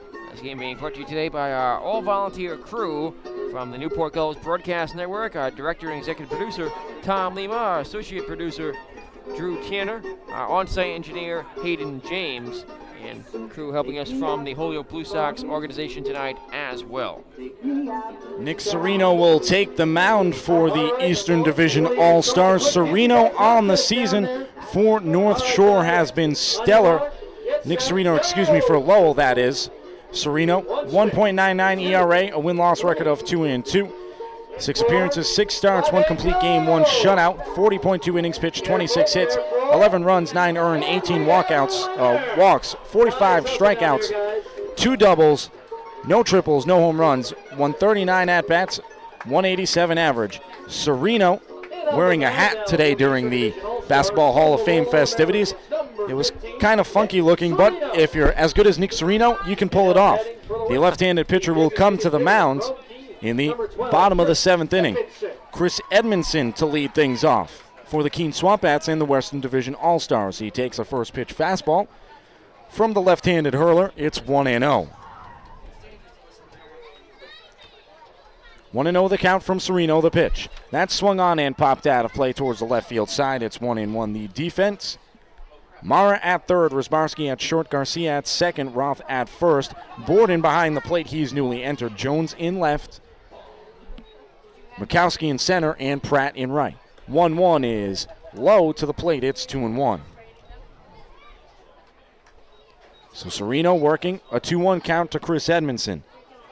Left-handed hitter digging in the 2-1 pitch. That misses low and inside. 3-1 a hitter's count for Chris Edmondson. The home run leader standing on deck in the NECBL. The 3-1. That's taken for a strike over the plate. It's 3-2. So a full count for Chris Edmondson at the plate from Nick Sereno on its way on the next pitch. Sereno gets the sign from Borden. The 3-2 grounder foul down the right field line. We'll do it again. Edmondson, a walk and a run scored so far in one plate appearance. He replaced the starting designated hitter, Casey Lytle, from the Pittsfield American Defenders. The 3-2. That's popped up out of play towards the concession stand. It's a full count.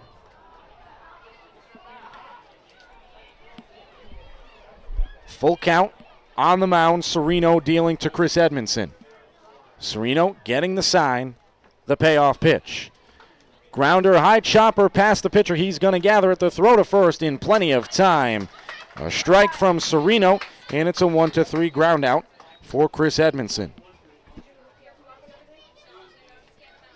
It'll bring up Paul Hoylman. The North Adams Steeplecat leads the NECBL in home runs with 8. Paul Hoylman not winning the home run derby. Will stand in for North Adams, a .278 average, 8 homers, 21 RBIs, 27 hits, and 97 at-bats. First pitch outside, corner strike from Sereno to Hoylman. It's 0-1 the count, replacing Jake Rogers at first base.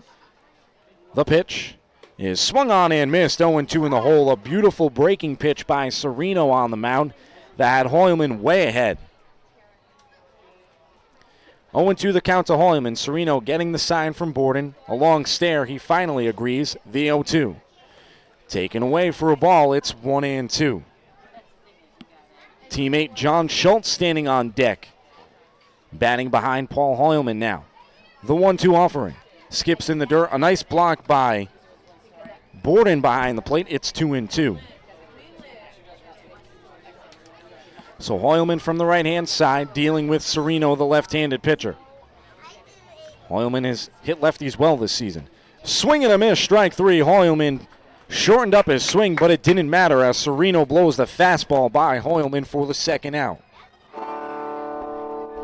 Brings up John Schultz, a walk and a run scored in the 5th inning.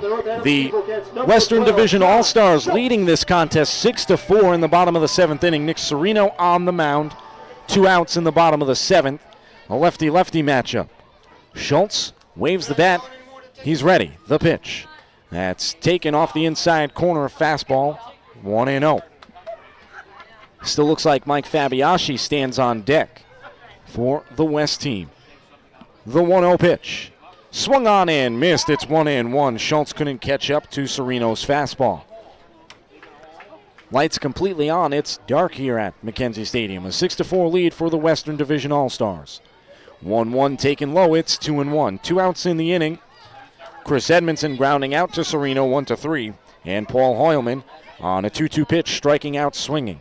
2-1 the count to Schultz. Sereno deals. That's off the inside portion of the plate. It's a 3-1 count. 3-1. Sereno dealing. He's got 2 outs in the frame. The pitch. That's taken for ball 4. Schultz, a good eye at the plate. That didn't miss by much. The inning extended for the Western Division All-Stars as John Schultz draws a 3-1 walk. Stepping up to the plate now, Mike Fabiaschi, the second baseman.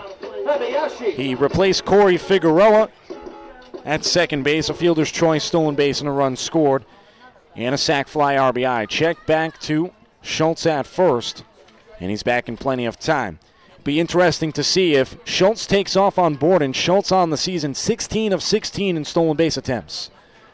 First pitch to Fabiashi misses off the outside corner. Fastball, it's 1-0. So Sereno, after getting 2 outs, walks Schultz on 5 pitches. Schultz taking a lead, being held on by Roth. The 1-0. That's down the third base line. It's a foul ball, just missed, being a fair ball as it just hooked past the third base bag, about a bounce away from being a fair ball. 1-1 the count to Fabiashi. That would have been headed towards the Eastern Division bullpen. The Western Division bullpen. Check that. Pop up. Foul territory. Mara giving chase, but it will be out of play. It's 1-2. Fabiashi, a sac fly, RBI. Out of the 7-hole. Zach Williams on deck for the ACBL West. Will be Zach Williams' first at-bat if he can come up in the bottom of the 7th inning. 1-2 count from Sereno. He goes to the set. Now he's got the runner picked off in between first and second. Schultz back to first. Roth is going to give it to Garcia now, and they will tag Schultz for the eventual out. So Mike Fabiashi will lead things off in the bottom of the 8th inning as John Schultz is retired, as a nice pickoff move from the left-handed pitcher catches Schultz in the pickle. 6-4 ball game after 7 innings completed at McKenzie Stadium. We'll return with the top of the 8th inning as the Western Division All-Stars are beating the Eastern Division All-Stars 6-4. We'll be back in a flash. And let's send it down to the field for Alex Bush. Alex? And so as we are going to the 8th inning, I spoke with Brandon Macias, who is the starting shortstop for the North Adams Steeplecats. And like I mentioned last time I was on, he won the strongest throwing arm competition. And so I talked to Brandon, and he said, you know what, it has been a thrill all day. It has been a little bit of a tiring day as well. Of course it was a hot day, but he said it's been a fun one. And not only because he got to show off his skills in front of major league scouts who are behind the plate and also right next to first base when he was making those throws, but also he said that it was a thrill to go to the Basketball Hall of Fame. They were able to go there. A bunch of actually all of the players and some of the members of the media and some members of the team were able to go to the Basketball Hall of Fame and get a great tour. And that was courtesy of the Holyoke Blue Sox. And then after they went to the Hall of Fame, then they went to Pazzo's Restaurant, a phenomenal restaurant in Springfield that was in the Basketball Hall of Fame complex. So they had an absolute blast. But of course, Macias knows why he's here. And I said, well, yes, that was great. And yes, the Hall of Fame sounds a lot of fun. But you know what? How cool is that to do baseball? What you feel like you're born to play in front of Major League scouts, the real deal, and trying to get to the real deal. He said, you know what? It's nothing like I've ever felt before. And he said he definitely felt like he was pressing a little bit more during the infield throw. And you know what? You know what he said? That probably helped me do a lot better. And it looked like it did. He won the competition. So that's it for me this evening. Nick and Mr. Medeiros, please take it away from me. Have a good rest of the game, guys. Thank you, Alex. A tremendous job on the sideline for us tonight as Austin Evans, the Vermont Mountaineer, will take over things on the hill for the Western Division All-Stars. A 3.10 ERA, win-loss record of 3-0. He deals with Mark Mikowski in the top of the 8th inning. It's a 1-0 count. 4th plate appearance for Mikowski. 8 appearances, 1 start for Evans, 2 saves, 20-plus innings pitched, 11 hits, 7 runs all earned. The pitch to the plate is fouled over the Western Division dugout. If that would have got into the dugout, that would have been ugly. It's 1-1. 14 walks, 15 strikeouts, 1 double, no triples, no homers, 172 and 64 at-bats. Opponents hitting off of the right-hander Evans, who hails from the college or the University of Alabama. That's a pitch off the outside corner. It's 2-1. That's where he plays his baseball for the Alabama Crimson Tide. So a 2-1 count to the leadoff man, Mark Mikowski, in the top of the 8th inning. The pitch is a grounder to Hoyleman at first, but it gets out of play as it continues to hook. It's 2 balls and 2 strikes to Mikowski, who has a fielder's choice RBI, and 2 groundouts, one of them being a 1-2-3 double play. Those dugouts packed and not a lot of room to scatter there. They're sitting side by side and 2 or 3 rows deep in each dugout. 2-2 pitch from Evans is taken away for a ball, 3-2. See if we can get a camera shot inside the dugouts if you're watching live on video team line as the Eastern Division dugout, but the Western Division dugout's really packed at the third base line. Payoff pitch is taken low and away. A leadoff walk for Mark Mikowski to begin things in the top of the 8th inning. And indeed, Nick, the Western Division All-Star dugout jam-packed. Don't think you could find a seat in there if you tried to right now. Dylan Pratt, Sanford Manor stands in. He has a single so far. He's 1 for 1. Runner on first, that is Mark Mikowski, his teammate, the Sanford Manor center fielder. No outs, the runner off. Verdon, the throw to second, not in time. Safe. Mikowski under the tag, a stolen base for the center fielder. It was a strike at the plate to Dylan Pratt. So a runner in scoring position for the East. No outs in the inning. Austin Evans working. Mikowski, 9 of 12 on the season in stolen bases. Picks one up there. 0-1 count. Evans checks the pitch. That's on the outside corner. Fastball. It's 0-2. Mikowski on second. Evans working from the stretch. He gets the sign from Verdon to the set. He deals. Did that hit the batter? But it got the umpire. Hopefully he is okay. Time should be called. Mikowski shouldn't be able to move up to third base, you would think, after home plate umpire John Leeds was struck. We'll see what the call is here, but Leeds doesn't seem to be okay. I think that one kind of snuck up on him. Well, Mikowski's still at third. The trainers will come out. Both head coaches coming out to see if John Leeds, the home plate umpire, is okay. Needs some time. That caught him in the chest area. Maybe it got under the mask somewhat. It's a 1-2 count to the plate as that was a ball. Mikowski will stay at third apparently. He'll move up. So Coombs and the home plate umpire John Leeds hugging at the plate and laughing. I guess John Leeds is quite all right. Maybe some funny jokes down there at home plate to get things going for the home plate umpire to make him recover. Whatever the case, Mikowski at third. A 1-2 count to the plate to Dylan Pratt. The score 6-4 in favor of the Western Division. Austin Evans on the hill.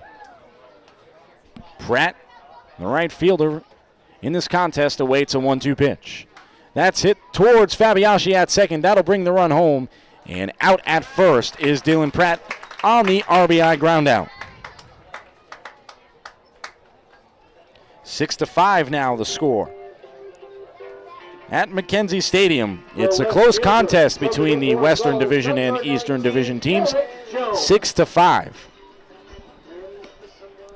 10 hits for the East, 8 for the West. Strike over the plate to Derek Jones. It's 0-1. He reached on a fielder's choice in the 6th inning. No one on base, an 0-1 count to Jones, the Newport Gull. The pitch. That is taken low over the plate, 1-1. So a breaking pitch there from Evans, just missed somehow. Evans working from the stretch. The 1-1 on its way. Did not offer was Jones, but wanted to. He held up his swing, 2-1 the count. 6-5 ball game now after Dylan Pratt brings home a run on an RBI groundout. A leadoff walk from Mikowski, a stolen base. He advances to third, and Dylan Pratt getting the job done. Hitting the ball to the right side, bringing home a run. Foul tipped. It's 2-2. Derek Jones very hot with the bat. The last couple weeks of the season now, 5 homers, 16 RBI, a .619 slugging percentage. 2-2 the count to the red-hot hitter at the plate as of late from the Newport Gulls. Righty-lefty matchup, the 2-2. Skips in the dirt. That was about a 58-footer, maybe even not that. It's 3-2. Full count. Leads the Eastern Division. 6 doubles as well for Jones. He's had a lot of extra base power lately. 4 of his 5 home runs coming the last 2 weeks. 3-2 pitch on its way. Evans misses upstairs and away. It's the second walk of the inning for Evans, one away. It's the fifth walk as a team for the Western Division All-Stars. Chase Brewer, Sean Keeler, and Brock Davis all having walks. Two of them from Austin Evans. A.J. Rizbarski will stand in. He's 0 for 1 with a pop out to the second baseman, Mike Fabiasci. Double play depth applied by the Western Division defense. First pitch over the plate. It's strike one to Rizbarski. Jones at first. What kind of speed does he have, Nick? Well, he hasn't really attempted all that many steals so far this season. Eric Jones 0 for 0 in swipe bags. Like the rest of the Newport Gulls, he just avoids the steal altogether. The 0-1 was fouled off. It's 0-2. So runners got to be careful here.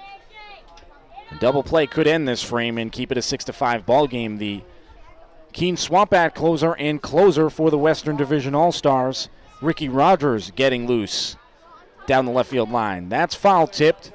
It's still 0-2 to Rizbarski at the plate, the Manchester Silkworm.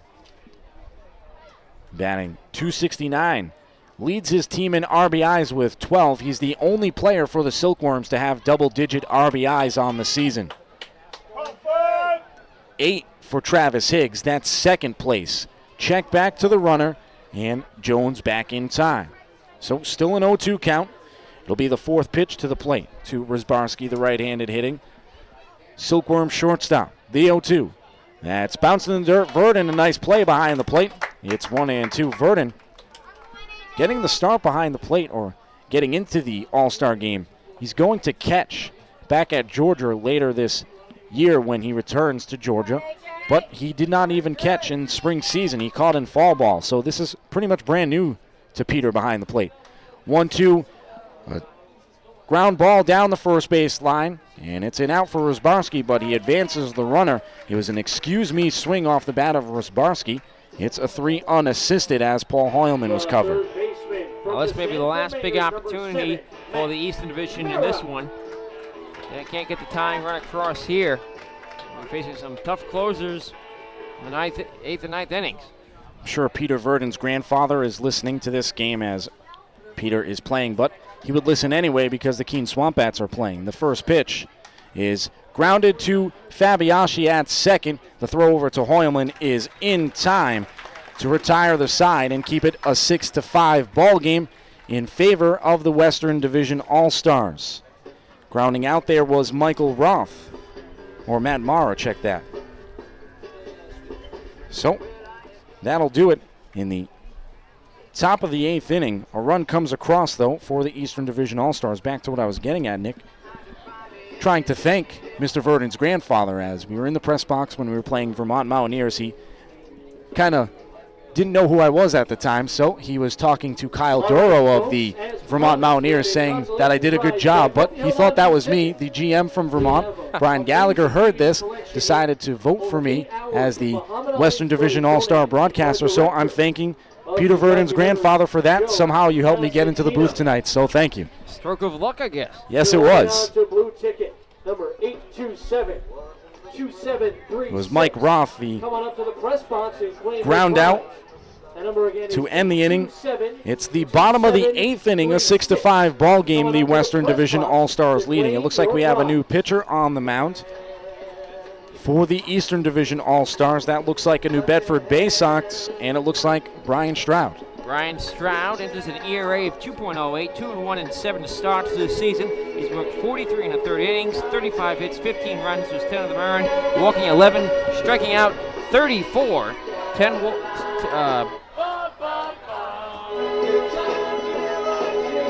Stroud allowed a triple, 10 doubles, a homer. Opponents hitting .220 against the right-hander. Try to reset the defense for you here. Borden behind the plate, Stroud on the mound. Roth at first, Mara at third, Rizbarski at short, Garcia at second. Mikowski in center, Jones in left, and Pratt in right. It looks like Fabiasci will dig back in. He had a 1-2 count before that play that John Schultz was retired on. Nick, you ready for this? 6-3-4 for the pickoff attempt and the eventual rundown of John Schultz. It was quite a rundown between the first and second base backs. So Fabiashi leads things off. He hits one to right center field on his horse is the right fielder Pratt, and he will make the play in right center. That ball was hit deep. It's 1 pitch, 1 out in the bottom of the 8th inning for Fabiashi and the West team. In the top of the ninth, due up for the East Division All-Stars, Micah Roth, Greg Garcia, and Mike Borden. We will play a full 9 innings of baseball regardless of the score, however. The shortstop from the So, Pittsfield American Defender, the score is number 6-5 here in the bottom of the 8th. Williams. 1 out, Zach Williams will stand in. It's his first plate appearance, replacing the shortstop from North Adams, Brandon Macias, who had a single, 2 RBIs with 2 outs in the 5th inning. Swung on, a shallow fly ball to center field. Mikowski ranging under it. That's where he lives in center, and that's out number 2. So, Zach Williams flies out in his first plate appearance. Peter Verdon will stand in. I hope Mr. Peter Verdon's grandfather is now listening as Peter gets his first plate appearance. The catcher outfielder for the Keene Swamp Bats stands in against Brian Stroud. Stroud taking a long time on the mound. Verdon on the season coming into tonight's action. About a 275 plus hitter at the plate. Borden and the pitcher Stroud trying to go over signs here. Peter Verdon exactly at 283, 26 hits in 92 at-bats. First pitch is called a ball to Verdon. It's 1-0. Verdon, 3 home runs, 11 RBIs. It's a 1-0 count from Stroud, 2 away in the bottom of the 8th inning. The Western Division All-Stars leading 6-5. Stroud, the right-hander, he deals. Swung on and hooked down the left field line. Ricky Rogers might actually have a play on that one in the bullpen, but it goes over his head. It's a foul ball. It's 1-1. Giving chase in left field was Jones, but he had no play on it. That was hooked well foul down the left field line. 2 outs in the inning, 1-1 count. Stroud will get a new baseball on the hill. He's got 2 fly ball outs so far in 2/3 innings pitched. The 1-1 on its way. Verdon takes it away for a ball. It's 2-1.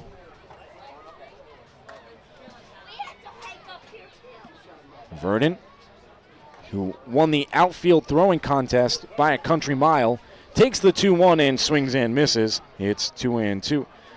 I have to say I called that one earlier today. I've seen Peter Verdon play outfield all season long. For me, it was a no-doubter to pick Verdon in that contest. 2-2 outside corner, strike 3. So Peter Verdon not so lucky in his first at-bat in the 2009 NECBL All-Star Game. His night will probably conclude with a strikeout looking, and he's the winner of the outfield throwing contest. So 1, 2, 3 go the Western Division All-Stars. In the bottom of the 8th inning, the Western Division All-Stars will send out their closer, that being from the Keene Swamp Bats, Ricky Rogers. So Ricky Rogers enters the game, and just about every single position player is into the game now. Very few players remain on the bench for either team, so everyone getting some player time here as Rogers enters for the Keene Swamp Bats. Rogers on the season for Keene, a 2.20 ERA, 2-0 and 13 relief appearances, 6 saves in 16 to 30 innings. He's allowed 13 hits, 5 runs, only 4 of them earned, walking 4, striking out 18. 4 doubles, 2 homers, and an important batting average of 200. It's Rogers, who has hit 4 batters. Rogers taking the hill, the defense behind him. This should be Jansen Whitty at third, Zach Williams at short, Mike Fabiashi at second, and Paul Hoylman at first. John Schultz in left, Jimmy Waters in center, and Stephen Arcure in right field. Peter Verdon not catching the warm-up tosses right now after he struck out looking to end the bottom of the 8th inning. He's going to have to go on and get his gear on in a hurry. He should be catching the top of the 9th inning. If the Northern Division pull off a win here, it would be their first win since 2006 when they defeat the South 6-2 at Keene. It'll be a Keene Swamp Bat on the closer. And of course, regardless of whether or not the South can come, the East can come back here, we will see play in the bottom of the 9th, allowing the opportunity for all 9 pitchers on the Eastern Division roster to get in. So it looks like Matt Mara will begin things in the top of the 9th inning.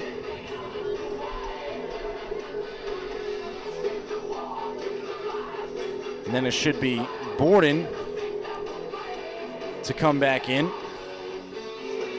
And Greg Garcia as well. Looks like Mara and Borden are taking their hacks down there. Don't see Garcia, however. Mara, or check that, Mike Roth will stand in. Number 4 for the Sanford Mainers. He's taking some warm-up hacks down there, and he'll begin things. So Mike Roth to lead things off for the Sanford Mainers. There's Garcia now as he waits on deck. So Garcia will be Roth, Garcia, and Borden due up. Rogers coming in for the save to try to close this one out. As Nick mentioned, they will play the bottom of the 9th regardless of the score.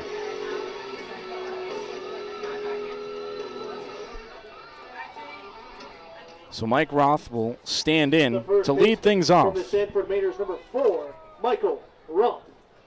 Rogers, fastball, slider, changeup on the hill. First pitch to Roth is on its way.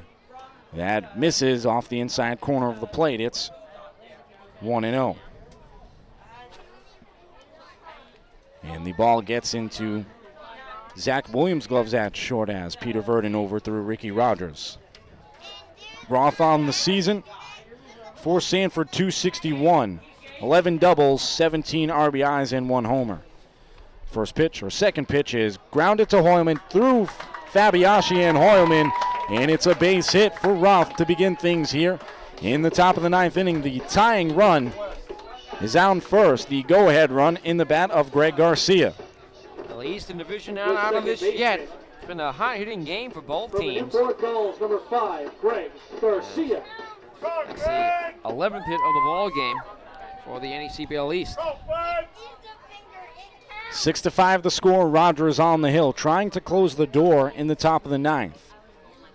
That pitch is swung on to center field. Waters ranging back deep. He will camp under it to make the play. He had to go a long way near the billboards out there, making the play for the first out. A long fly ball out that keeps Ruff at first. One away in the top of the 9th. The catcher, Ricky Rogers trying to get the save here. 30, Mike Borden. Mike Borden will stand in now.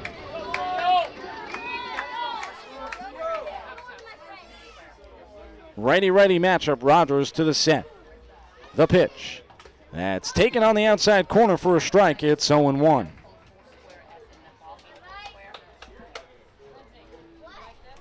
Rogers with a runner on first. That is Mike Roth. To the set. Now he will step off the rubber. Didn't feel comfortable with the lead. Oh, sure, closer Chris Kowalski will pitch to the bottom of the 9th for the NECBL East. 0-1 the count to the plate. Michael Borden, the catcher from the Manchester Silkworms, up at the plate. Pitch is swung on and missed. A snap throw back to first, and in time at the bag is the runner, Mike Roth. Go, Mike! 0-2 the count, 1 out to Michael Borden. Batting .205 on the season. Rogers shifting the baseball in his hand behind his back. He comes to the set, and taking too long, Michael Borden will call for time. So Rogers will reset. 6-5, the West leading, 1 away in the top of the 9th. At McKenzie Stadium, the pitch is grounded back to the dugout. That being of the Eastern Division, it's still 0-2.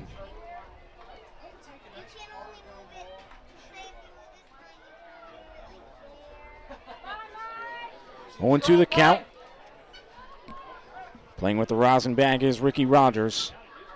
He's dealing with Michael Borden, an 0-2 count. Tying run represented on first.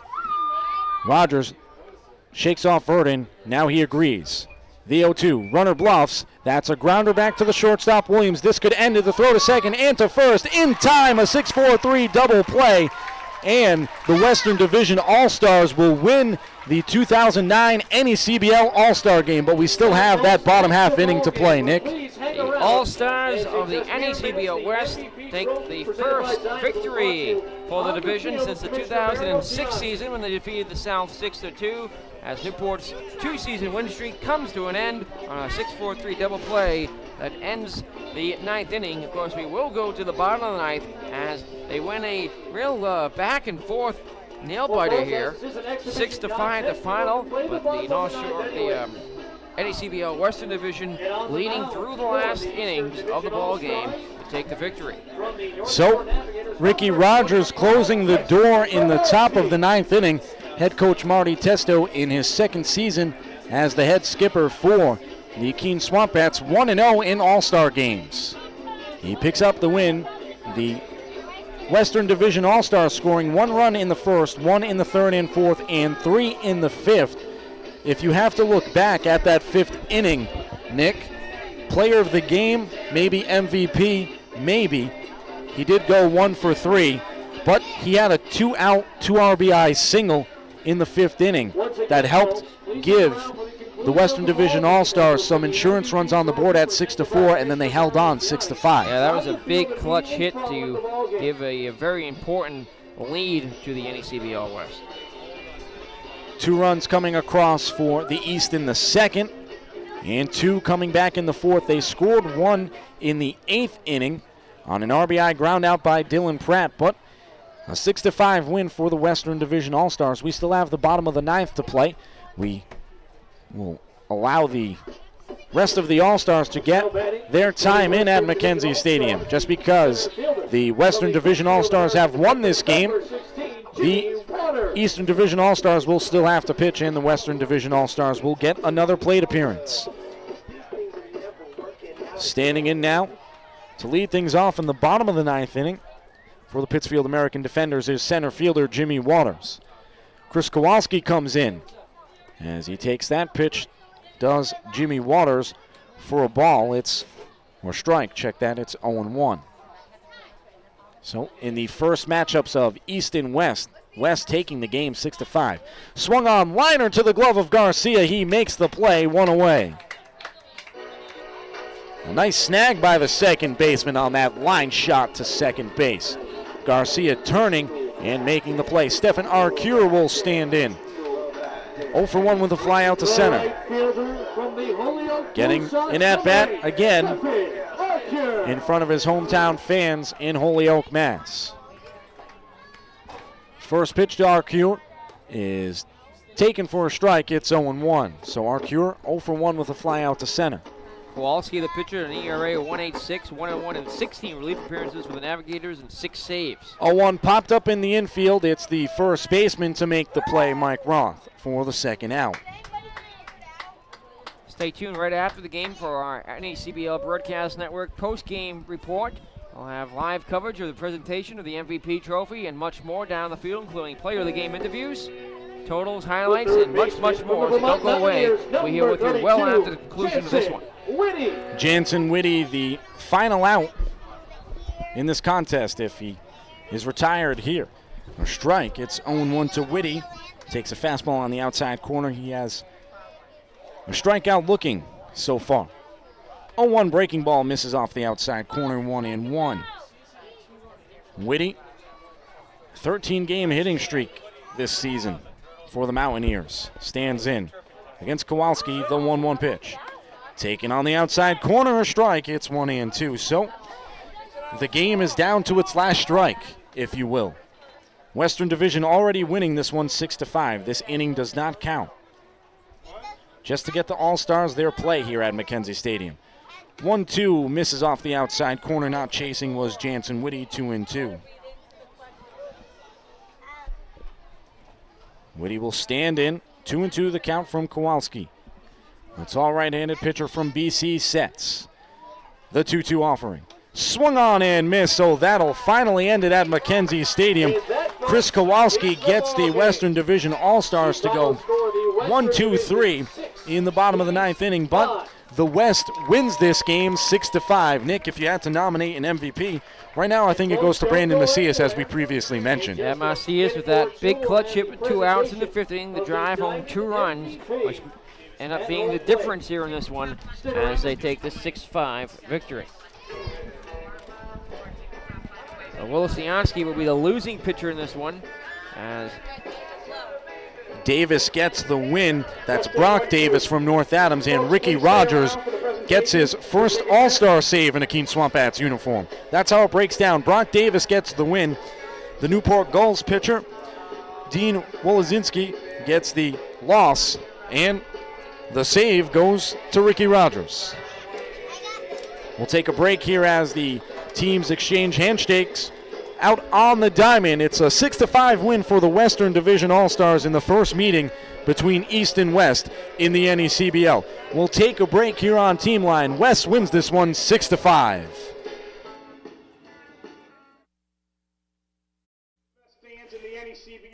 And welcome back here. Let's take it down to the field and pick up Blue Sox General Manager Barry Wadsworth for the post-game ceremonies. It's been incredible. We love it here. We're just going to keep the momentum going. We were very excited and honored to be selected to host the All-Star Game and also to have Team USA. It's a real honor, and we were very excited to have it. Thanks for coming out and showing the support. Now I'm going to introduce the Commissioner of the NECBL, Mario Tiani. Hello, folks. Did you enjoy the ball game tonight? Great ball game. Great ball game. A lot of hitting, a lot of exciting plays out there. It's my pleasure to announce the MVP of the 2009 All-Star Game this evening. It's the John Watterson MVP, named after a gentleman that was a very important person in the NECBL for many years. And I'm very proud to announce the MVP for this year's event, Jake Rosenbeck. Holyoke Blue Sox, come on out, Jake! Where is he?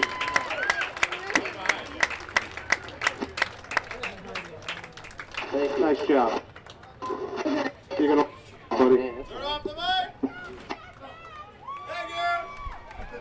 So Jake Rosenbach getting the John Watterson Once again, MVP. folks, let's hear it for Holyoke Blue Sox. Oh, Jake Rosenbach. Jake Rosenbach, the starting third baseman, had an RBI single in the bottom of the third inning and a single and a run scored in the 5th. So fitting that a hometown Holyoke Blue Sox gets the John Watterson MVP award. He was 2 for 3 at the plate, did have a 4.63 double play.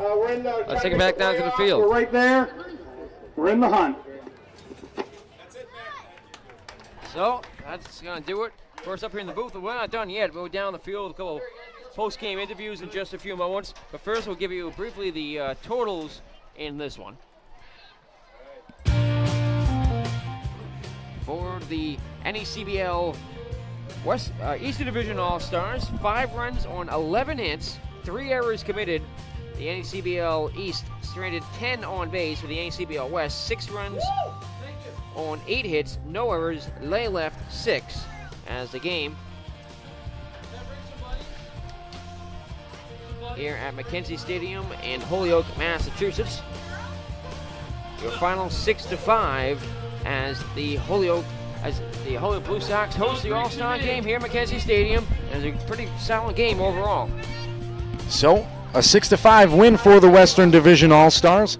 Again, the MVP, Jake Rosenbach from the Holyoke Blue Sox, the third baseman. The winning pitcher is Brock Davis. The losing pitcher is Dean Wolozinski. The save goes to Ricky Rogers. So it was a good contest. The Eastern All-Stars getting 11 hits, 5 runs, 3 errors. The Western All-Stars did not commit an error. They had 6 runs on 8 hits. The scoring breakdown, Eastern All-Stars 2 runs in the 2nd and the 4th and 1 in the 8th. The Western All-Stars 1 in the 1st, 1 in the 3rd, 1 in the 4th, and 3 in the 5th. That spelled the difference. Brandon Macias, 2 out, 2 RBI single, put the Western Division All-Stars up 6-4. They gave up a run in the 8th, but Ricky Rogers closed the door in the top of the 9th inning.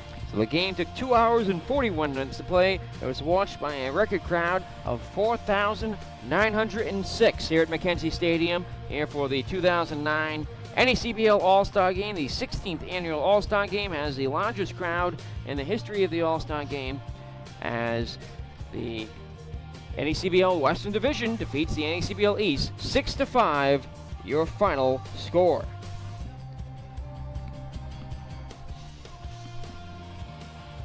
We have a big difference in the total here. 4,906. 4,906. So the Holyoke Blue Sox almost reaching the 5,000 mark, and that puts them in All-Star games in first place, well ahead of any other team in attendance. A great job done by the Holyoke Blue Sox staff, and a great All-Star game at that in the first one between the Western Division and Eastern Division All-Stars. So don't go away, folks. We're not done here yet. We're down on the field. Wrap things up in just a few moments as we continue on the NECBL Broadcast Network. Again, your final here from Mackenzie Stadium in Holyoke, Massachusetts in the 2009 NECBL All-Star Game, the Western Division 6 and the Eastern Division 5. Post-game report continues next.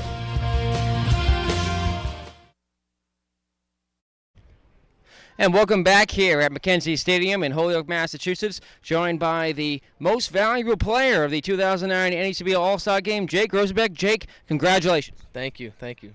How does it feel to get the MVP award? It's a great honor, just even to be out here with these guys, be selected to play in the game.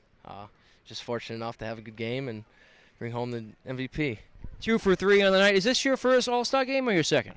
It's my second. I actually made it last year with Pittsfield. Played Pittsfield last summer and Holyoke this summer, so things are working out. So 2 seasons in the NCBL now. Has there been any difference between your stay so far with the Blue Sox and your stay with Pittsfield? No, not really. It's pretty close. It's very similar. Guys, good bunch of guys. Good team. Run well by owner Barry Wadsworth. Everything's going good. Everything's going real good. It's going to be nice to be playing for a team this season that's hosting the All-Star Game and to take the MVP trophy for your host team. Yeah, it's awesome. Like 5,000 people are here tonight. It's great. It's just an honor just to be out here. Blue Sox still in pretty good contention for a playoff spot here. Tough stretch coming up the next couple of weeks for the team. How do you think you're going to fare in your playoff run? I think we're going to be fine. We had a rough week last week, but I think we have great pitching. Our hitting's been down, but we definitely know we can make it. So we just got to put pitching, defense, and hitting together, and we'll be fine. Jake Rosenbach, congratulations on the MVP award and your couple hits tonight in the All-Star Game. Good luck the rest of the season. All right, thank you. Thanks for joining us. And we'll be back to wrap things up in just a few moments right here on the NECBL Broadcast Network. And welcome back here one final time at Mackenzie Stadium in Holyoke, Massachusetts, as we wrap up the 2009 NECBL All-Star Game. We thank Jake Rosenbeck, the MVP of the All-Star Game, for joining us as the NECBL Western Division takes the victory over the NECBL Eastern Division All-Stars, 6-5, the final score. The All-Star break continues tomorrow as they all return to action on Monday around the league. A doubleheader for the Newport Gulls and Lowell All-Americans and many other teams in action as well. A busy couple weeks coming up in the NECBL as we wrap up the season and head off towards the postseason. A lot of teams still in the hunt. Let's pause for a moment and thank those who made this broadcast possible. The executive producer of the 2009 NECBL All-Star Game and our director tonight was Tom Lima. Our associate producer, Drew Tanner. Our on-site engineer, Hayden James. Our production assistant, Dan Sturdivant. Our audio technician was Chris Phillips. Our field reporter was Alex Birch.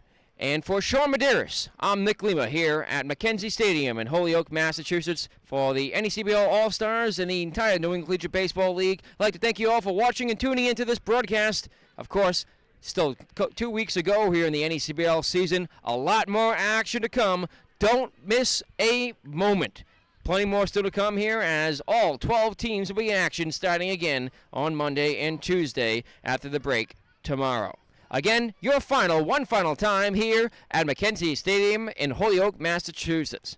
The NECBL Western Division defeats the NECBL Eastern Division All-Stars 6-5, the final score. I'd like to thank you all for watching and hope you tune in to NECBL baseball all season long here in 2009. For all of us here at McKenzie Stadium in Holyoke at the 2009 All-Star Game, thanks for watching, and until our next broadcast, so long, everybody.